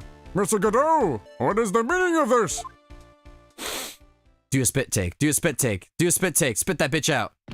Godot! I warned you about making me wait! Now put that coffee down! My 11th cup. I promised to drink no more than 17 during a trial. Which means I'm still good till the last drop. However, the defense has a very good point. What? A good point. So what? We are all but travelers on a road of infinite points. I think he's got his points mixed up with his other points. His penis? What are you talking about, Maya? But I know it has a lot of references. Oh, okay, well, I'll make sure I'll keep an eye out for them. Maybe Godot's a fucking reference or something, I don't know. So, you say this photograph was taken ahead of time. Also, God, my theme song is so sexy. It kind of reminds me of like Diamond and Pearl. It sounds like it would play in a town in Pokemon Diamond and Pearl. Dun, dun, dun. Yeah, his theme goes hard. And that statue was moved in order to make it match. That's a very interesting idea. However, there's one point that can't be denied. Where did your coffee go? Which is... Oh, there it is. That it's only a possibility. Men that are trapped by the chains of maybe can never reach their dreams. That's very true. No way, don't fall for that, Your Honor. Hey, Mr. Damask. Yes? If there's no funny business in your actions as Mask Damask, there should be no problem with you telling us your strategy. So, let's hear it. God, he's so cool. Yes, please provide this court with your testimony about your plan to steal the sacred urn.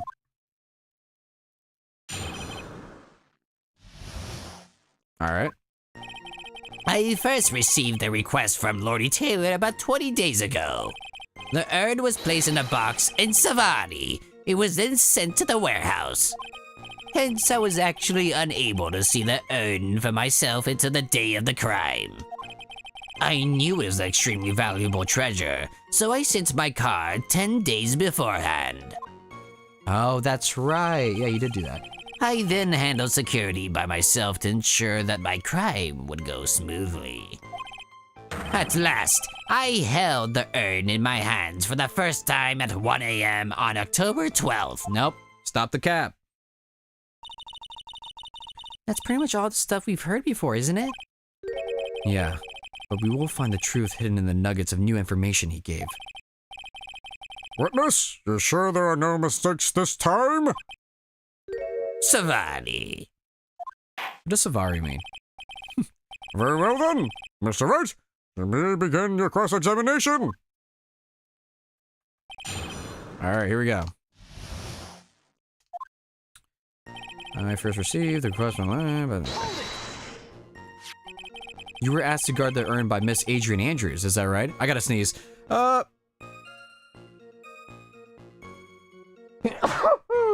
Damn! Indeed. It seemed that they had heard of my Zavarkling reputation. What the fuck are you talking about? I see Miss Andrews is still attracting the weirdos. You better watch out too, Maya. The urn was, okay. You mean this box? Yes, that pathetic box.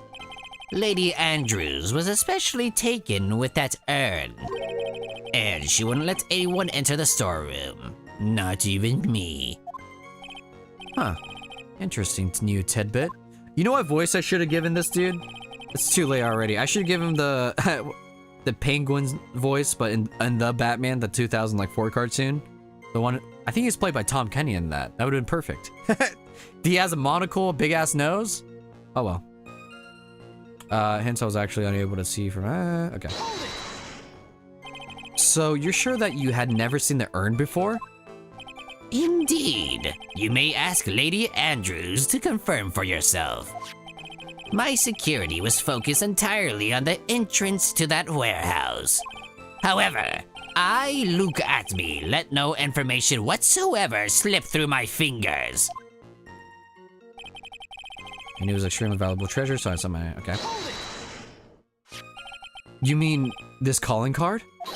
That's right. That is, without a doubt, my calling card. I guess Mr. Delight didn't make this after all. Of course, because Atme knew about the emblem. Making this card authentic would have been child's play for him. Okay, yep, makes sense. I then handled security. Okay. Then no one entered the basement warehouse? Unfortunately, there were many different treasure being taken there. Thus, for a period of approximately 5 days. People were indeed going in and out of the warehouse like the restaurant. Okay. At last I held the urn. This is the lie, but I like to get as much information as possible. And this is the photo that proves that, huh? Indeed. To be honest, even if a photo was taken... Oh, okay, I thought he was gonna continue that sentence. I didn't think it would matter terribly much. Hey Nick, if this photo's a fake, Detective Atme might have stolen the urn whenever this was taken. That's true. You know, he's been saying that he never saw the urn until that night. If we can prove that he's lying there, we can wrap this up and put a bow on it. We need to take a good hard look at the court record. Okay. Alright. Lock in. Not a lot to go on, is there? That detective's been covering his tracks. There's only one thing we need to prove in this cross-examination. That he took this photo well before the actual night of... Okay. Easy. Alright then, how do we do that? There's one thing that Atme stated very clearly.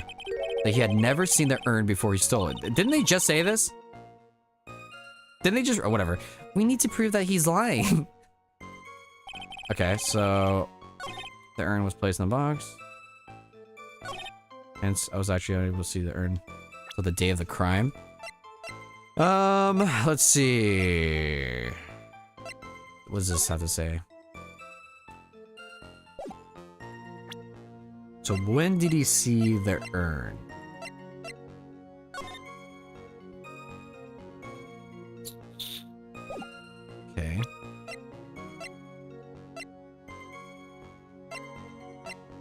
the urn. See the urn.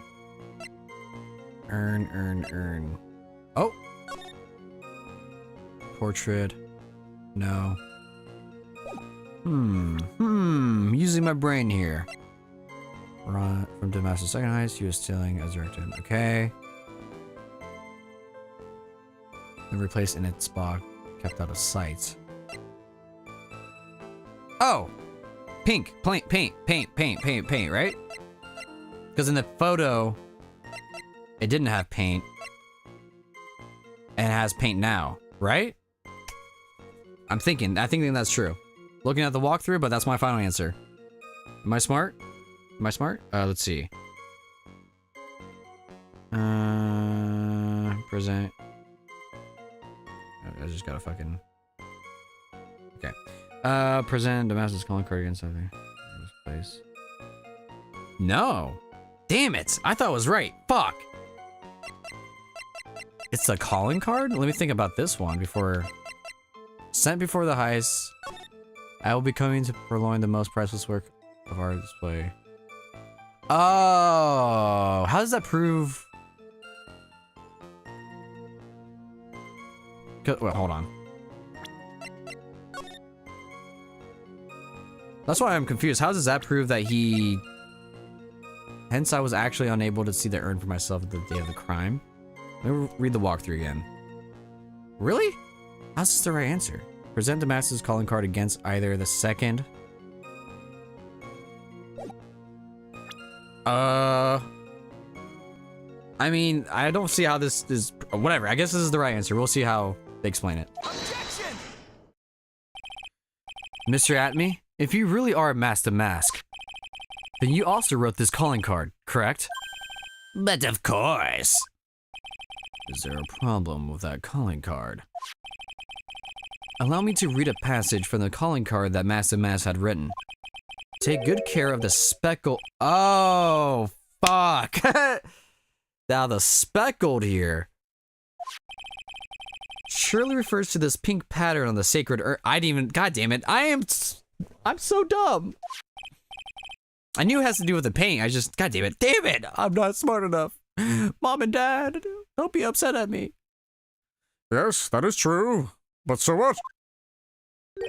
Truth to be told, there's no way that Master Mask could have known about this pattern. Because the photo... it was right there in front of me the entire time. Fuck. What do you mean? This pink spotted pattern on the urn is actually nothing more than paint stains. Paint stains? And these stains did not appear until after the urn had been taken to Lordy Taylor. Give me that shit. I'm not finding this joke to be very funny, Mr. Trite. The day the secret urn was taken to the warehouse, the urn was broken due to human error, or should I say, an error-prone human. Damn, okay, Phoenix, you don't have to fucking diss her like that, the fuck? And that's when the pink paint got on the urn. You can't be serious. And yet, this calling card clearly mentions the paint pattern. Which means, Detective Atme had seen this urn long before the crime ever took place. In fact, he saw it when this fake photo was taken. And because this photo is a fake, your alibi for the night of the murder no longer holds water. Oh shit, shit.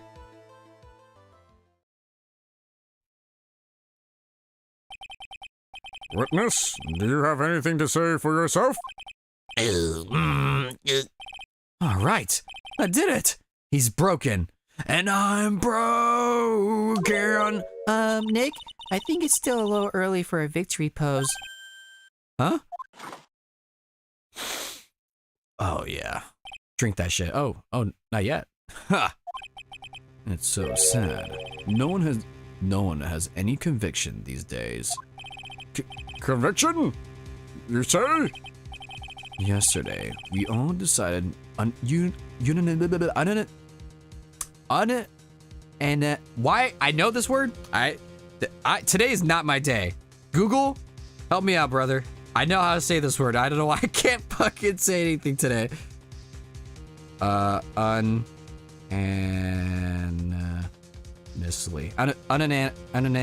There we go. Got it. We all decided unanimously that this man was Mask the Mask. And now, we're calling him a murder. Gloop, gloop, gloop, gloop, gloop. You don't think we're being a tad fickle? That's a good point, handsome man. No way! Don't fall for that too, Your Honor! You saying that Luke at me was the one who killed Kane Bullard? Then let me ask you this. Why would he do that?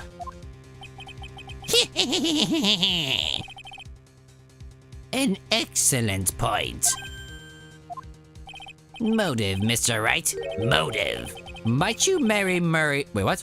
Might you marry? What? Might you my marry murderous motive manifest? What the fuck are you talking about? Nick, he's getting his second wind. If he prepared an alibi and pinned his crime on Ron DeLite, as you say, he must have had a very strong motive for murder. The only one with any motive we've seen is Ron DeLite. Gloop, gloop, gloop, gloop, gloop.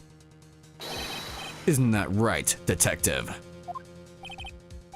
Indeed. According to my own research, the boy's motive is clear.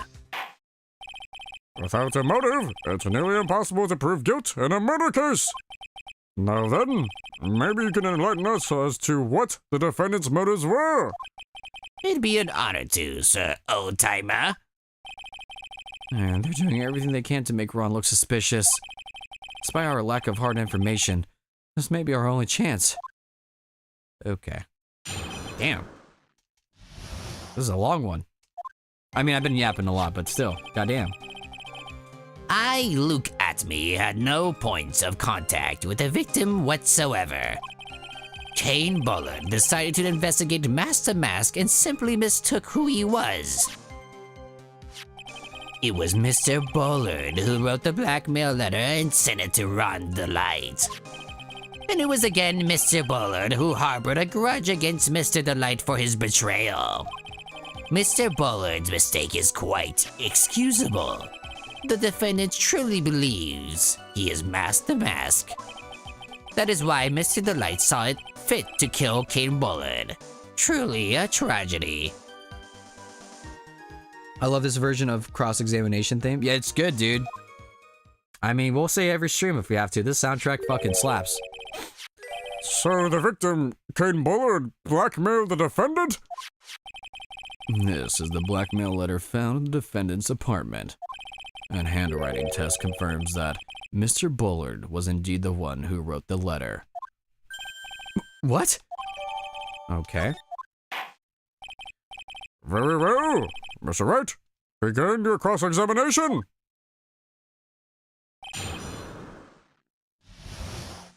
Yeah, this one's very good. It really is the best soundtrack in the trilogy for me. I think I agree with you too, Nomair. I think this is my favorite soundtrack in the whole series or trilogy. I haven't played the whole series yet, but trilogy so far. There's so many times where I'm just like, ooh, hold up. Let me listen to this real quick. It's all right. This is a long one. And who in the world is going to prove that? I will. After doing a thorough background check of Detective Atme and Kane Bullard, we were unable to find any links between them. It's all in the report. Perhaps they were connected through their work? They were both involved in security. Nope. That was blunt. In any case, the only one with a motive was Mr. DeLite. Here's the thing, I was thinking the songs in Justice for All that are put in the cross-examination doesn't fit this cross-examination because it's too calm, especially in case for OJ. I think someone did mention that too, where they said the music in Justice for All is a little too calm. And I see what they're saying. I don't disagree with that, but I still like the music in Justice for All. But I understand what the criticism for Justice for All's soundtrack is, but I still liked it. Decided to investigate Master Mass and stuff like that. Okay. Hold it! Mistook? That's right. Mistook from the Old Norse mistaka, meaning to take an error. That wasn't what I meant. Just who did... Wait, whoa, that was just a different voice. So who did the victim mistake mask the mask to be? Why, the answer's obvious. Ron Delight, of course. Boy, I'd like to wipe that smug look off this guy's face. Fuck it. Why would the victim mistake the defendant for mask to mask? Don't you already know that? Zavani, take a look at this newspaper. Oh-ho! That's the famous Tears of Amenaho, a magnificent jewel! That photo shows a magnificent detective as well, does it not? Furthermore, it also shows an ugly god, namely the defendant. The defendant? The victim clearly misread the article and... Savani. He got the wrong impression. The impression that this ugly security guard was in fact masked. Ugly? Look how handsome that man is. Look at him. That's a cute boy. I see. That was an unusually reasonable deduction. It was Mr. Bullard who wrote the blackmail letter and sent it to Ron Delight. You mean this blackmail letter right here? It's... Oh, Jesus. It says bring $50,000. And the handwriting is without a doubt the victim's? There's no mistake. We have an official report to prove it. But I don't see an addressee on this letter anywhere. An addressee? This letter was discovered in Ron Delight's apartment, and Mr. Delight did show up at the designated place and time. The fact that there is no addressee is irrelevant. I wonder. What's up, Nick? I just had a thought. What if that blackmail letter wasn't meant for Mr. Delight? Oh! Whoa. Do you have any evidence for that? For some reason, I just can't shake the feeling that there's something not quite right about this blackmail letter. Well, everyone, are you quite satisfied?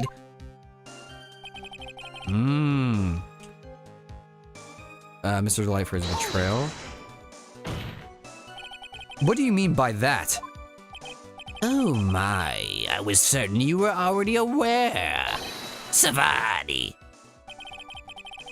KB Security has a lot of security info on all sorts of companies. And since I was a security team chief, I stole data from the company. Yeah, you did say that. True, true, true. Kane Bullard had yet to forgive young Mr. Delight, which is why he sent him that letter upon mistakenly believing he was the thief. Here is a file that we discovered in Mr. Bullard's office. Evidence that Mr. Bullard was receiving money through blackmail. However, isn't this a bit odd? Why did the defendant pay Mr. Bullard the money? Even though he wasn't actually masked the mask. On that point, there was an unfortunate bit of chance. Mr. Is quite excusable. Okay. Do you really think that story's going to hold up? That assertion is not merely my own, I'm afraid. What do you mean? I have here a memo from Ron Delight's wife, Desiree Delight.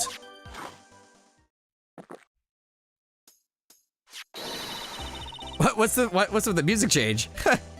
Is this not Maya's theme? Ronnie thinks he's masked the mask.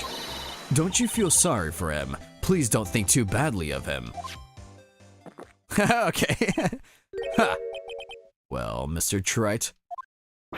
Was he? Oh, I didn't realize he was. That would. Damn it! If I knew that, that would have been funny to voice act, but I didn't get it. Was he trying to act like Miss Delight just now? I thought he was actually pretty convincing. That is why Mr. Delight saw it fit. Truly tragic. Okay. Now, that's just your imagination talking. Come now, Sir Lawyer. I'm afraid imagination isn't the right word for it. This is a deduction, the result of carefully applied reasoning. Can we hear the careful reasoning for ourselves?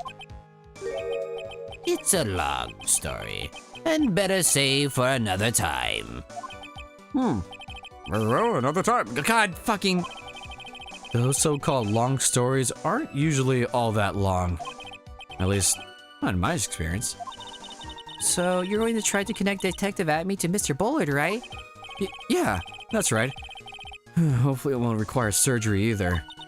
In that case, you don't have to talk about the blackmail. That's true. Was that blackmail letter really intended for Ron? I don't think so.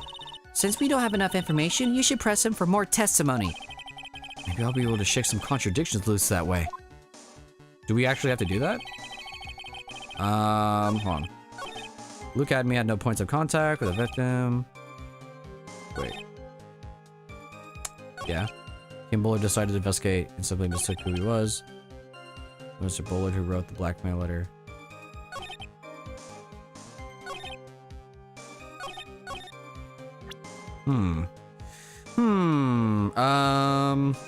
Let me think this one through.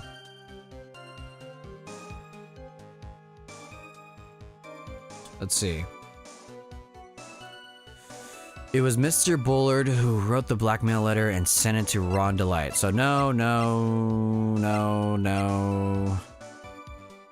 I don't think so.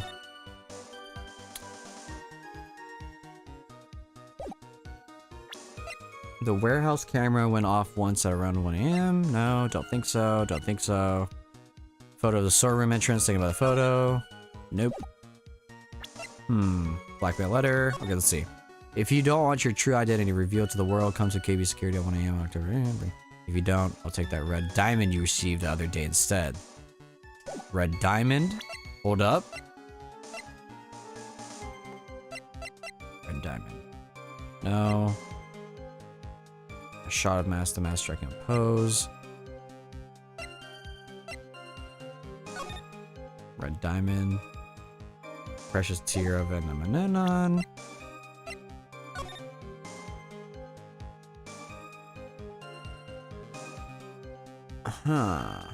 Okay. Wait, actually, let me read that again. Tear of Enamanon. Artifact, sculpture, painting. Kane.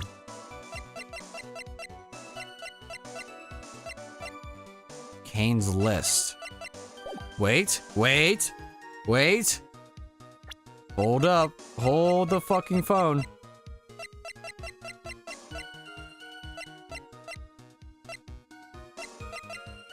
Ron's testimony. Second highest, he was stealing as directed by blackmail letters. The Tira and Menenon was correct. I don't see anything about the red jewel. Ooh. I think that's it. Hold on, let me read this again. If you don't, I'll take that red diamond you received the other day instead. What red diamond is he talking about?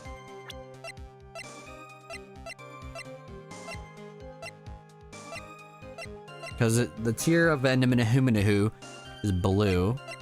And then here, it says jewel, artifact, sculpture, painting. There's no diamond. The jewel is blue. Crown of Bongora. Okay, I'm gonna go with final answer. This statement, blackmail letter. Because there's a contradiction in there. I don't think I have the right answer, but I feel like I'm pretty close to it. Let's see. Let's look at the walkthrough. Present blackmail letter against statement 3. Oh, I think I did get it right. Woo! Objection! Yes! I'm smart! Mind if I ask you a few questions, Detective Atme? Well, if it's just a few, I guess it's alright. When you said that this letter was addressed to Ron Delight, I couldn't help but notice one major contradiction. Contradiction? I don't know where a walking contradiction like you gets off saying things like that. You're the one to talk! At times like these, men are made to express themselves with their fists. Why don't you show us what you got there, Junior? Junior? Weenie Hut Jr. Indeed. Time to man up, Mr. Wright. Show us the contradicting evidence in the content of the blackmail letter. How do I do that? Now it's Kane's list, right? Double check. Final answer, Kane's list. Oh, newspaper clipping. Wait, why? About first highest. Oh, yeah. Okay, no. That makes sense. Yeah. Take a good look at this newspaper clipping. It contains a picture of the tear of Amenemhotep, the stolen jewel. I know it's Eminem. Is it Amenemnon? Whatever. But I've been not saying the word correctly, so I like to continue being wrong. What about it? The problem is this jewel's color. Yes, I was right. Color. I'm not much for discussing color myself. What? Don't take that out of context. According to the clipping, the color of the stolen jewel was blue. However, in the blackmail letter, a totally different jewel is mentioned. I'll take that red diamond you received the other day. Red? Which means the red diamond described in the blackmail letter is not the tear of a Amenemhotep that Master Mass stole at all. Woo! Objection. And your point is, Mr. Trite. So, are you trying to say that this blackmail letter was intended for someone else? That is what you're trying to say, right, Trite? That is what you're trying to say, right, Mr. Wright? Well, that is what you're trying to say, right, Nick? Yes. This is who Kane Bullard was actually blackmailing. Who has a red jewel? Is she? No. Wait. No. Oh, I'm totally lost. Is it not just our boy here? Okay, I walk through. Okay, yeah. I was gonna say, am I overthinking this? Naturally, it was you, Detective Atme. Do you have some sort of basis for that claim? You have been personally involved in every single Master Mask case. And that last case, you recovered what was stolen. Oh, right. And received a jewel as your reward. A jewel? Probably the one wrapped conspicuously around your... It was literally right in front of me this entire time. It literally shines every time he talks. I'm so stupid. That red diamond ring. Yo.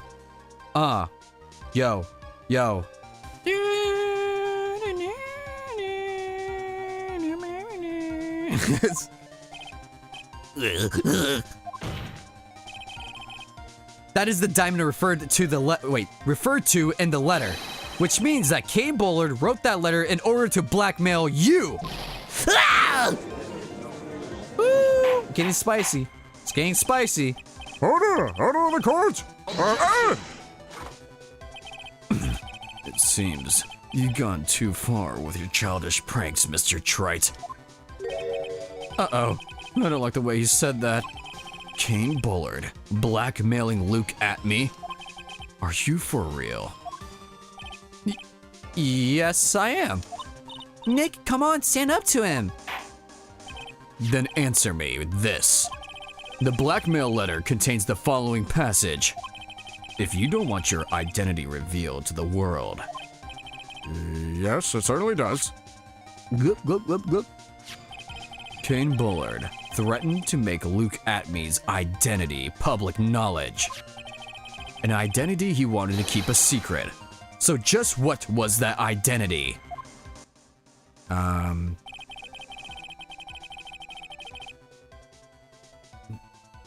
Yeah, I think it's pretty obvious, right?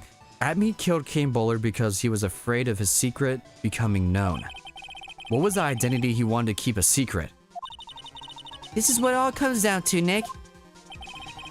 The identity that Luke Atme wanted so desperately keep secret was identity as... I mean, he's not Mask the Mask, right? Wait. A blackmailer? An ace detective? He's a blackmailer, right? Because he's been blackmailing... Right? Yeah, okay, no, I was right. Alright, I was like, am I being dumb? Luke Atme was a blackmailer. Objection. Hey now, isn't that a little different from what you've been saying? You said that Kane Bullard was the one blackmailing Luke Atme. Are you saying that Atme was blackmailing someone else on top of that? You have to admit, that does sound a little odd. It's not odd. It's the only thing that makes any sense. Kane Bullard was blackmailing Luke Atme, but Ron Delight was also being blackmailed by a certain someone. Yes! So, did you start receiving blackmail letters after this incident? Yes, just a few days after the Tears of Eminahubidahu heist. After that, I started getting the plans in the mail. I received plans from some very kind person. Incredibly detailed plans.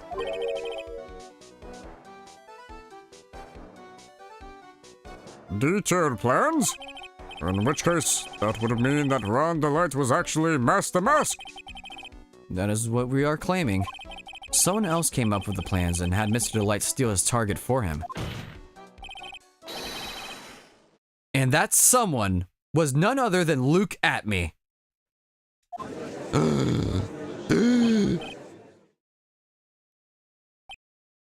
Shh! Silence! Now I see. It's all becoming clear. What is? When you were in grade school, you received the same report card every year. Careless with a tendency to jump to conclusions. Am I wrong? How did you? You say that I, Luke Atme, was blackmailing Ron Delight? In which case, I would naturally know all about this relation to Mask the Mask. Well, yes. Ron Delight started receiving plans from his second crime onward, correct? Which means I learned of his identity when he committed that first crime. Good point. You certainly couldn't have blackmailed him otherwise. Glub, glub, glub, glub. In that case, let's see some hot, bitter evidence. Huh. Or I might have to start taking off my clothes to show you guys what's hotter than this coffee. My hot rockin' bod. During the first crime, how did Luke Atme know that Ron Delight was Mask the Mask? During the first crime, how did Luke Atme... is it not... Oh, let me go through this. Bum. No. Photo of storeroom entrance taken by the camera, and then I have the crime. Nope. New. No. Nope. He knew? Found the shadow of Ami's face statue. No. About first size guard in photos Ron Delight. Is it not this? Is it not as obvious as I think it is? It has to be, right?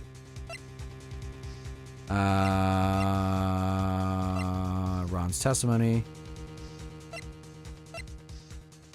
Is it not just the... This is my final answer. Let's see. Why is my camera on? Yeah, okay. No, I was right. I'll say, is it not pretty obvious? I think I see it. See what?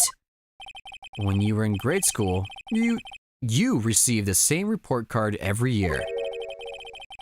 Gets into lots of mischief.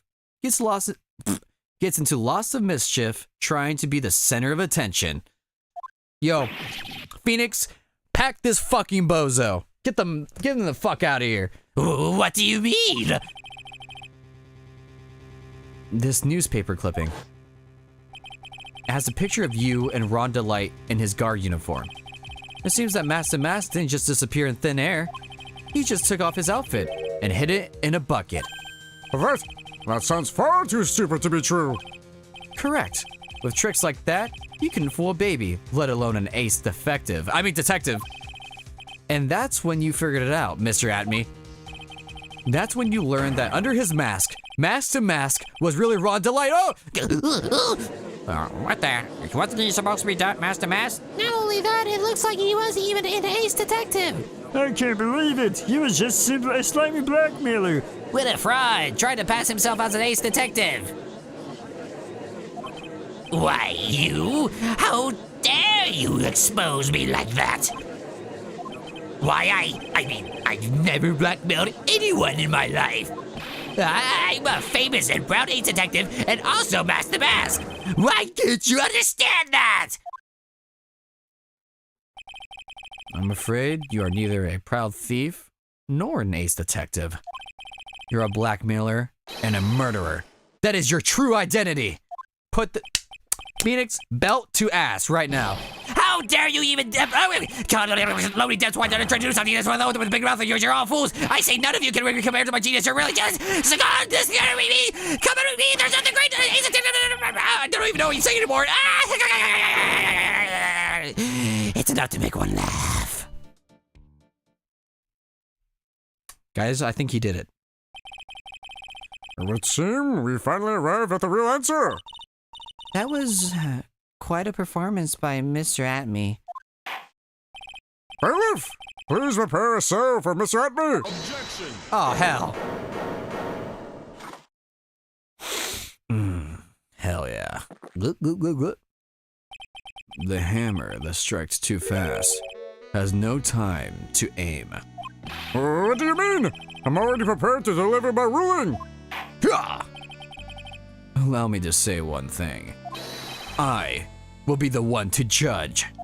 You don't get much more in your face than that. It appears that your claws weren't quite sharp enough, Mr. Trite. What do you... It's true that you've proven a lot of things. Things like Luke Atme was a filthy blackmailer, and that he wasn't at Lordy Taylor the night of the murder. That's right. That's why he's the one who killed Mr. Buller. But there's still one thing you have yet to prove.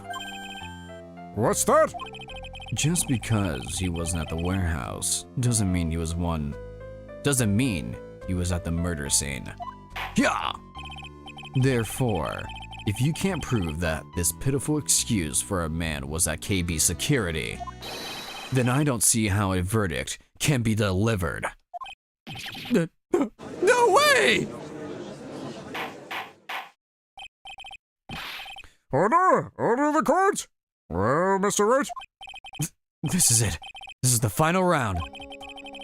I've got to prove that Atme was at the bowler's office on that night.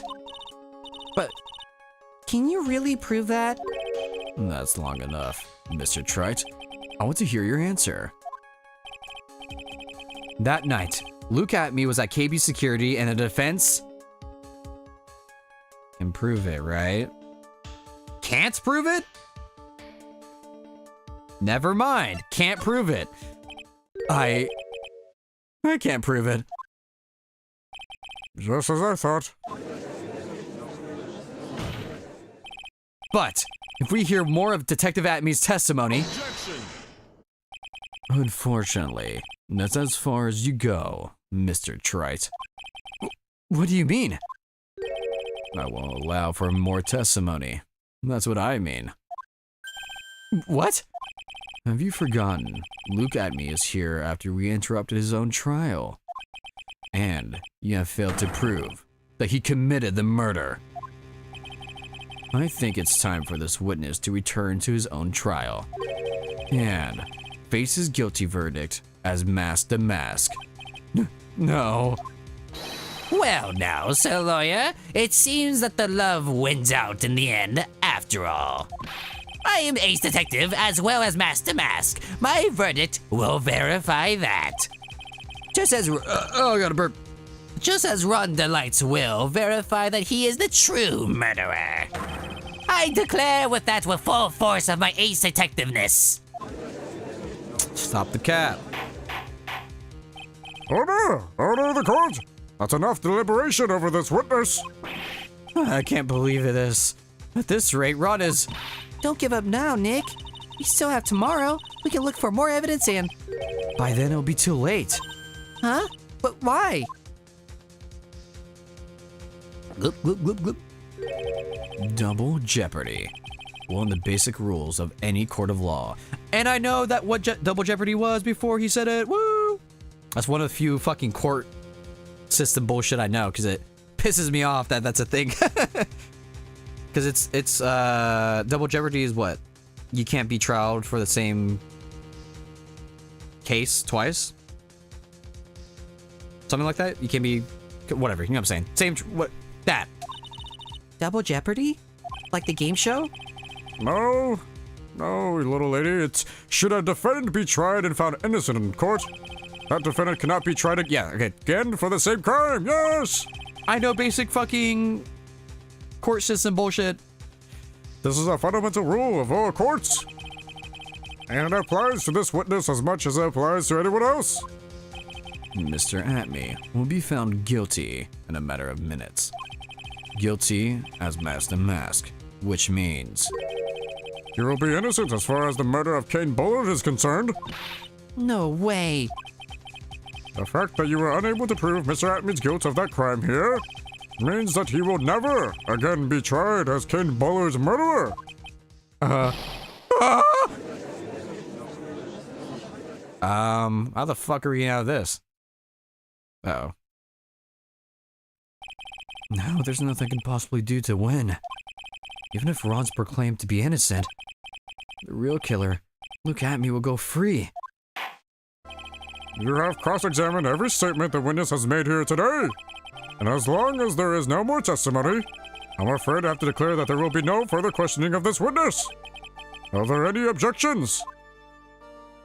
Ah, shit. Gloop, gloop, gloop, gloop. Then I hereby end the cross-examination of Luke Atme. Oh shit.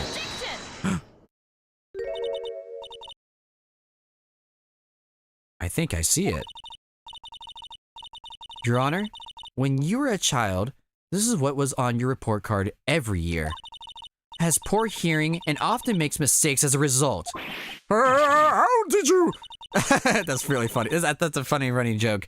Phoenix, raise your head up high. Have you forgotten what I used to tell you? A lawyer is someone who smiles no matter how bad it gets. It's my goat. It's my goat. That voice. No way. Oh, baby girl, what's your name? I'ma buy you a drink. Long time no see, Phoenix. Does she look different? Oh no, it's just she's in. Haven't seen her in fucking Maya's body. We only saw her in Pearl's body last time. Mia? Oh, my goat. This is the true power of the Korean channeling technique. I know that's really Maya who's standing before me, but right now, she's my mentor, Mia Fey. Now, let's do this. Yes! But there's nothing more we can do, Mia. Without any more testimony, I can't cross-examine. Not yet. The testimony's not over yet. What do you mean? Your Honor, just now you said something very interesting. You have cross-examined every statement the witness has made here today. Yes, that's true, but... Unfortunately, Your Honor, you're forgetting something. Earlier, after the last cross-examination, this witness made a number of remarks. Woo! Mia, my goat. Well, now, Sir Lawyer, it seems that love wins out in the end after all. I am the ace detective as well as Master Mask. My verdict will verify that. Just as Ron Delight will verify that he is the true murderer. I declare with the full force of my ace detectiveness. Bro. Yes, but these comments appear to have no importance whatsoever. Very well. Then, shall we prove their importance via cross-examination? At any rate, as long as the witness has made these remarks, we, the defense, assert our right to question them. Mia, top one. Is that all right with you, prosecutor? Is something the matter, Mr. Godot? Nothing. Oh, Sir Lawyer, it looks like you're one step too late. If you think such falsehoods would do anything to me, look at... Let's hear it. Huh? It's true that the witness made some remarks. So then, let's hear this last bit of cross-examination. Whoa. Mr. Godot, what are you... Very well then, Mr. Luke at me. I'm going to allow the defense to cross-examine your earlier remarks. The defense would like to hear why you declare the defendant to be the true murderer. So please, give us one last bit of testimony. Phoenix, this is it. This is our absolute last chance. Yes, Chief. Woo! Mia, my baby girl. Alright, your fucking ass is grass. Indeed. It is true that I was not at Lordy Taylor. I had to leave to see about another vitally important job request. I had known about the date beforehand, so I had this photograph readied. Look at this photograph. My brilliant deduction was what informed me that the true culprit was Ron Delight. And thanks to the keycard and wallet, it was abundantly clear that he was there. I was also able to make a deduction from the buzzer, which only sounded once. The button did not have any fingerprints on it. Why? The victim would have left prints if he sounded it, which means the killer sounded it. Mr. Delight was wearing his Master Mask outfit, which is why he left no prints. Damn, this guy's yapping something fierce.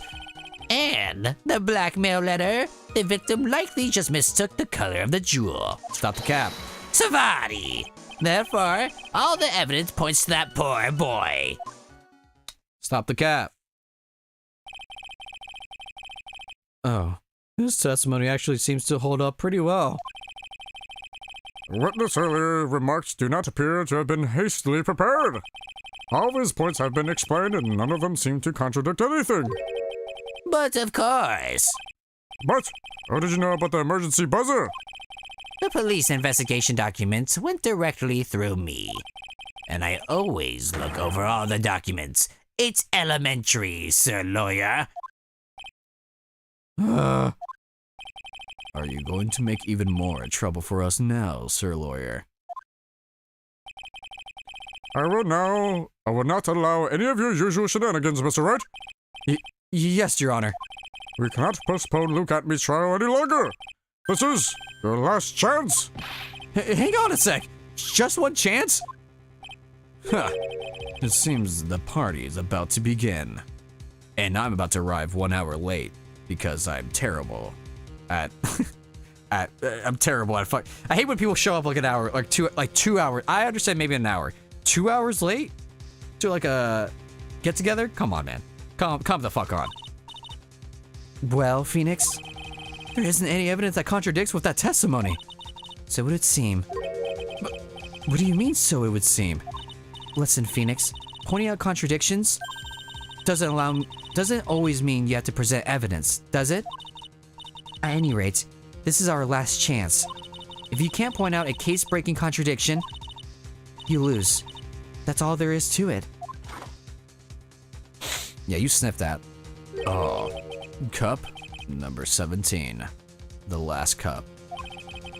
It seems the time has come to put an end to this trial. I have to find a fatal contradiction in this testimony. And I need to point it out without presenting evidence. Which means all I can do is find the contradictory remark and press it. Oh shit. Remember, you only get one chance. Oh shit, alright, here we go. Very well then, Mr. Wright. Please begin your final cross-examination. Alright, the last testimony. Okay, we can only press once. Here we go. Damn. Okay, indeed is that... Nope. I just... Wait, what do you say actually? Not at Lordy Taylor. I had to leave to see about another vitally important job request. I know about the date beforehand, so I had this photograph readied. My brilliant deduction was informed me that the true culprit was Ron Delight. And thanks to the key card and wallet, it was only clear he was there. Okay. I was also able to make a deduction for the buzzer, which only sounded once. Is that true? Did it only sound once?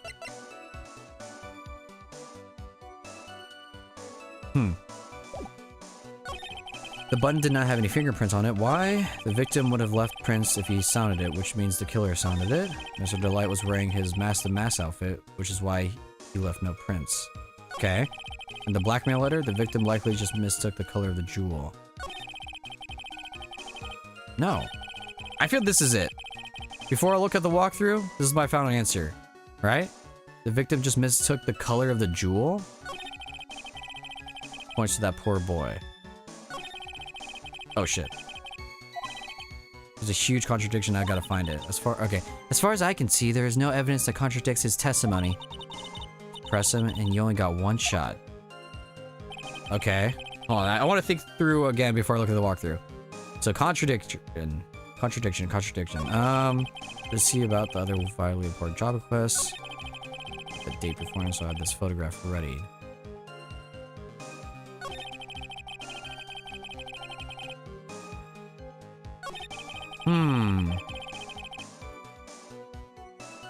But there's no date on the...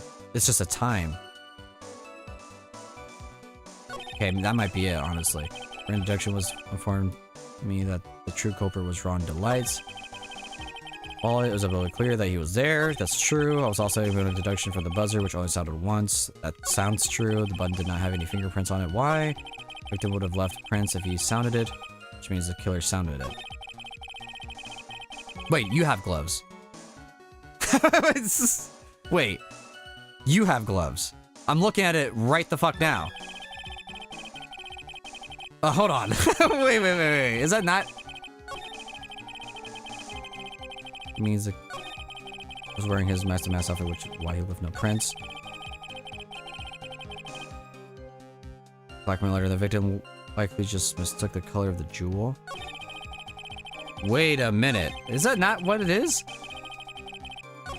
Mr. Delight was wearing his Mask the Mask outfit, which is why he left no prints. The victim would have left prints if he sounded it, which means the killer. Okay, this is my final answer, because you have fucking gloves, you idiot. Let's see. Press the ninth statement. Mr. Delight was wearing his... Oh, okay, I think I was close. Okay, no, okay, I had the right idea, wrong statement. Let me double check. Yeah, because you have... Right? Was wearing his Mask the Mask outfit. Oh, but wait. Does he even have gloves in the... Oh, I don't think there's a picture of him. Yeah, there's no picture of him there. But, okay, this is it. Mr. Atme, about this last remark. Objection! You still don't get it, do you, Wright? This isn't the time to be pressing the witness on every little statement. I'm afraid you're the one who still doesn't get it, Mr. Godot. What? Mr. Atme, it seems you have finally admitted that you were in the CEO's office on the night of the murder. How can you say that? Let's review your testimony, shall we, Mr. Atme? The button did not have any fingerprints on it. Why? Mr. Delight was wearing his Mask to Mask outfit. Is that correct? Indeed, that's what I said. My deductions are absolutely foolproof. More like your deductions prove that you're a fool. Yeah. I'm sorry, whatever do you mean? For some reason, I'm starting to get really thirsty. When exactly did we learn the fact that Ron Delight was dressed as Master Mask when he went to the scene of the... Oh. Okay, so I thought of something completely different, but that works too. That was, It was just a few hours ago. Back when my sixth cup was looking at me with a cold stare. Huh? Oh, did I forget to mention it before? Oh, I'm sorry. I just never had a chance to mention it up until now. Yeah, that's right. Duh. That's right. The defendant had yet to tell anyone else this fact before this morning. Therefore, the only people who should have known this are those who have been watching this trial. Do you understand now, Detective Atme? There is no way that you should have known about that.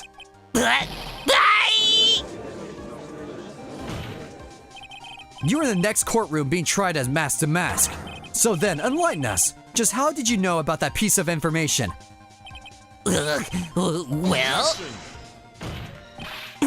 Come on. This detective must have known about it. He probably had plenty of chances to find out beforehand. And it's those chances that I want to discuss next.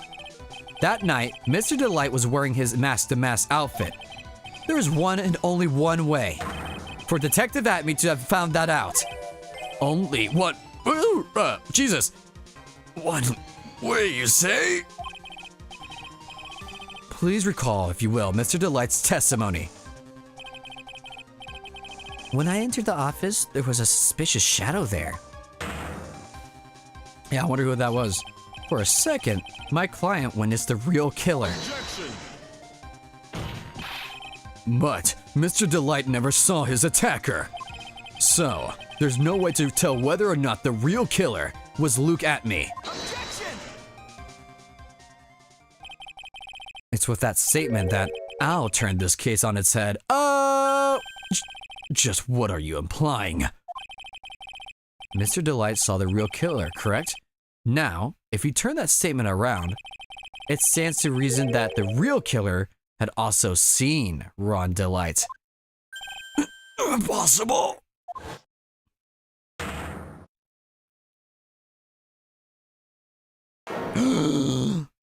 No way. Detective Atme, you saw Master Mask at that murder scene that night. You saw him when you killed Kane Bullard and assaulted Ron Delight. That was the only way you could have known what Ron was wearing. Oh, what's happening? What's going on? What the fuck? He's about to go Super Saiyan? What's happening?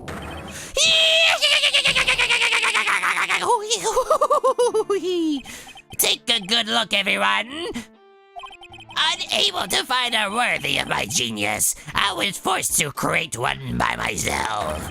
Here I am, turn it, rock you like a hurricane, the treasure clown. That's the same line you gave yesterday. But I think there's a little more meaning behind it this time.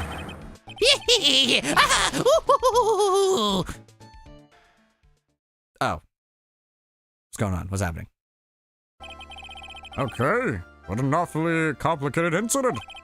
Kane Bullard was blackmailing Luke Atme, who was in turn blackmailing Ron Delight. And upon killing his blackmailer, Luke Atme tried to frame Ron Delight. Then, he claimed to be guilty as Master Mask in order to escape his true crime. And to that end, he came up with his plan. To use the double jeopardy rule when making his alibi. Wait, is that Ron? At any rate, it would seem we finally found the truth. Excuse me? I came perilously close to besmirching the record of an innocent young man. Besmirching him with the title of murderer. Don't ignore me! Oh, I didn't realize you were there. Why wouldn't he be? About the verdict? I know, you never committed any murder. That's right. I'm so glad you understand that, but I really am Master Mask! Huh? So, thanks to that trial yesterday, I'm innocent now, right? What was it you said? Double jeopardy? Now that you mention it, I've been careless. Careless? What do you think, Mia? As the defendant says, the rule of double jeopardy is absolute. A defendant can never be tried twice for a crime in which he was once found innocent. Then, Master Mask is really innocent? It would seem so. For now. For now? He's just gonna keep on doing that shit. now then, this court finds the defendant.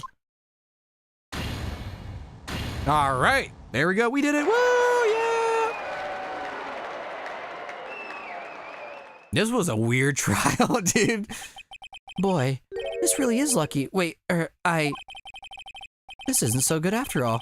You see, the thing is, I still am Master.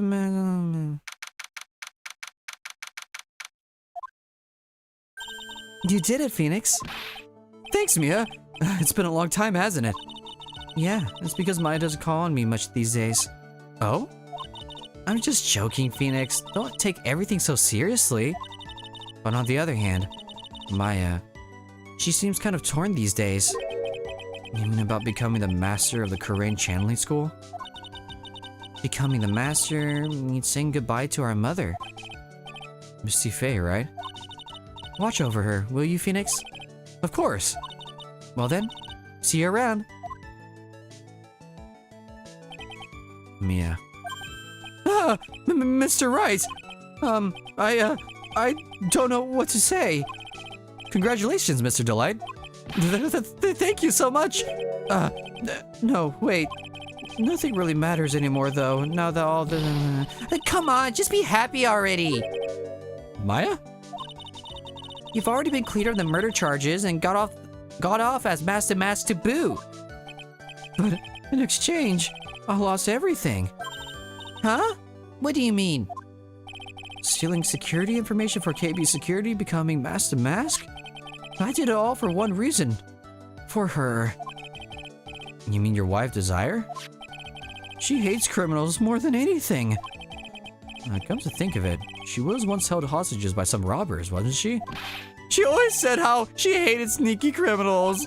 I knew that, but...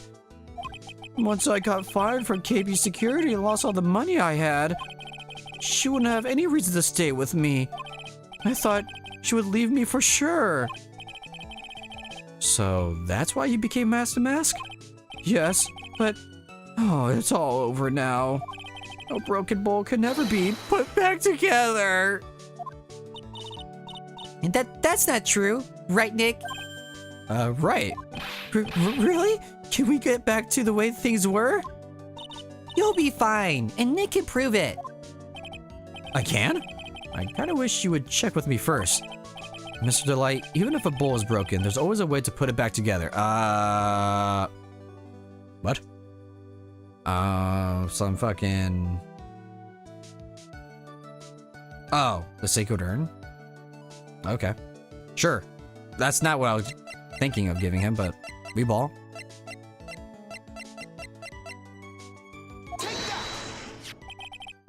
The Sacred Urn? Desi was the one who found this. Desire, your wife, she always believed in you, Ron. That's why you'll be fine. You don't have to worry about anything. Ah, there you are. Miss Delight? You did it, Ronnie. You're innocent. Oh, I'm so happy. Thank you. I appreciate that, but, I suppose you don't want anything more to do with me, do you? Ronnie, why didn't you talk to me about what was going on? I had no idea you quit KB Security. I never imagined that you were really Master Mask either. Miss Delight, what are you going to do now that you know? You're not really going to leave him, are you? Come on, it's obvious, isn't it? How could I ever let a wonderful band like him get away? Yep, dab me up, girl. After all, my bike's really fast. So fast that there's no way you could ever get away.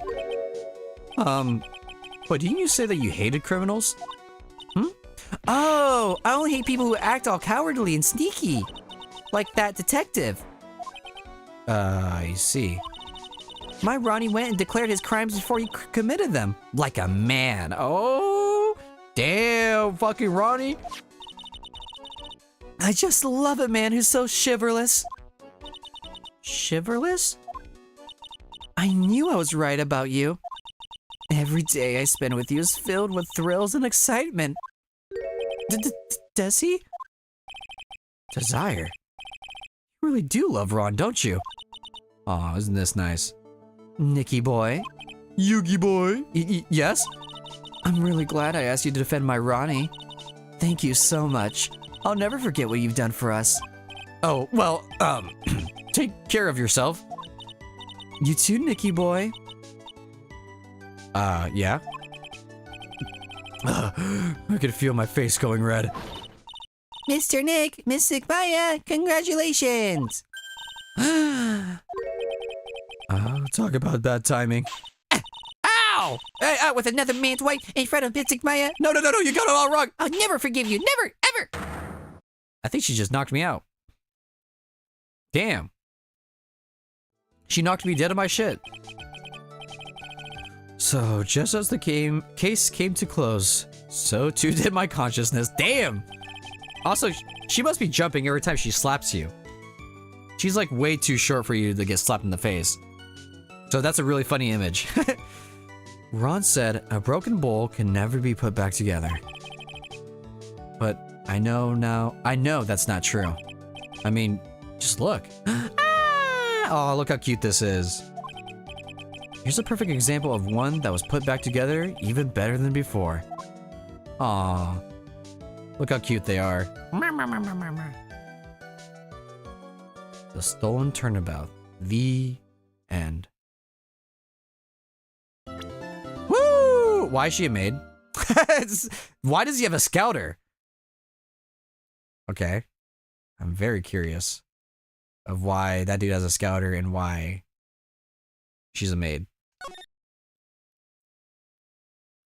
All right. And with that, we'll be done for today. How did you find that case? I found it pretty fun. I thought the first half was kind of weird, like the investigation. I was like, this is kind of slow. But as the trial went on, it was more entertaining and all that. I don't know where I would rank it though. Probably a little bit lower, because I felt like maybe because the first trial was so cool in this game that like I had higher expectations for episode 2. But I don't think episode 2 was bad or anything. I think it's still better than, was it the Samurai one, the first cases, and the other 2 games. I would put it above Samurai for sure. Turnabout Samurai. Try to think of the other cases. I can't think of anything right now, but I thought the beginning was a little slow, but when it picked up, it picked up. It was nice to see Godot, putting his whole hog down. It was good to see Mia again. And I thought it was pretty cool that the idea of the guy trying to get double jeopardy and all that. So like I thought starting with the first part of the case, I thought it was really pretty cool. But I don't know, I felt like the beginning part was a little slow for me, but that's fine. Overall, I did like it.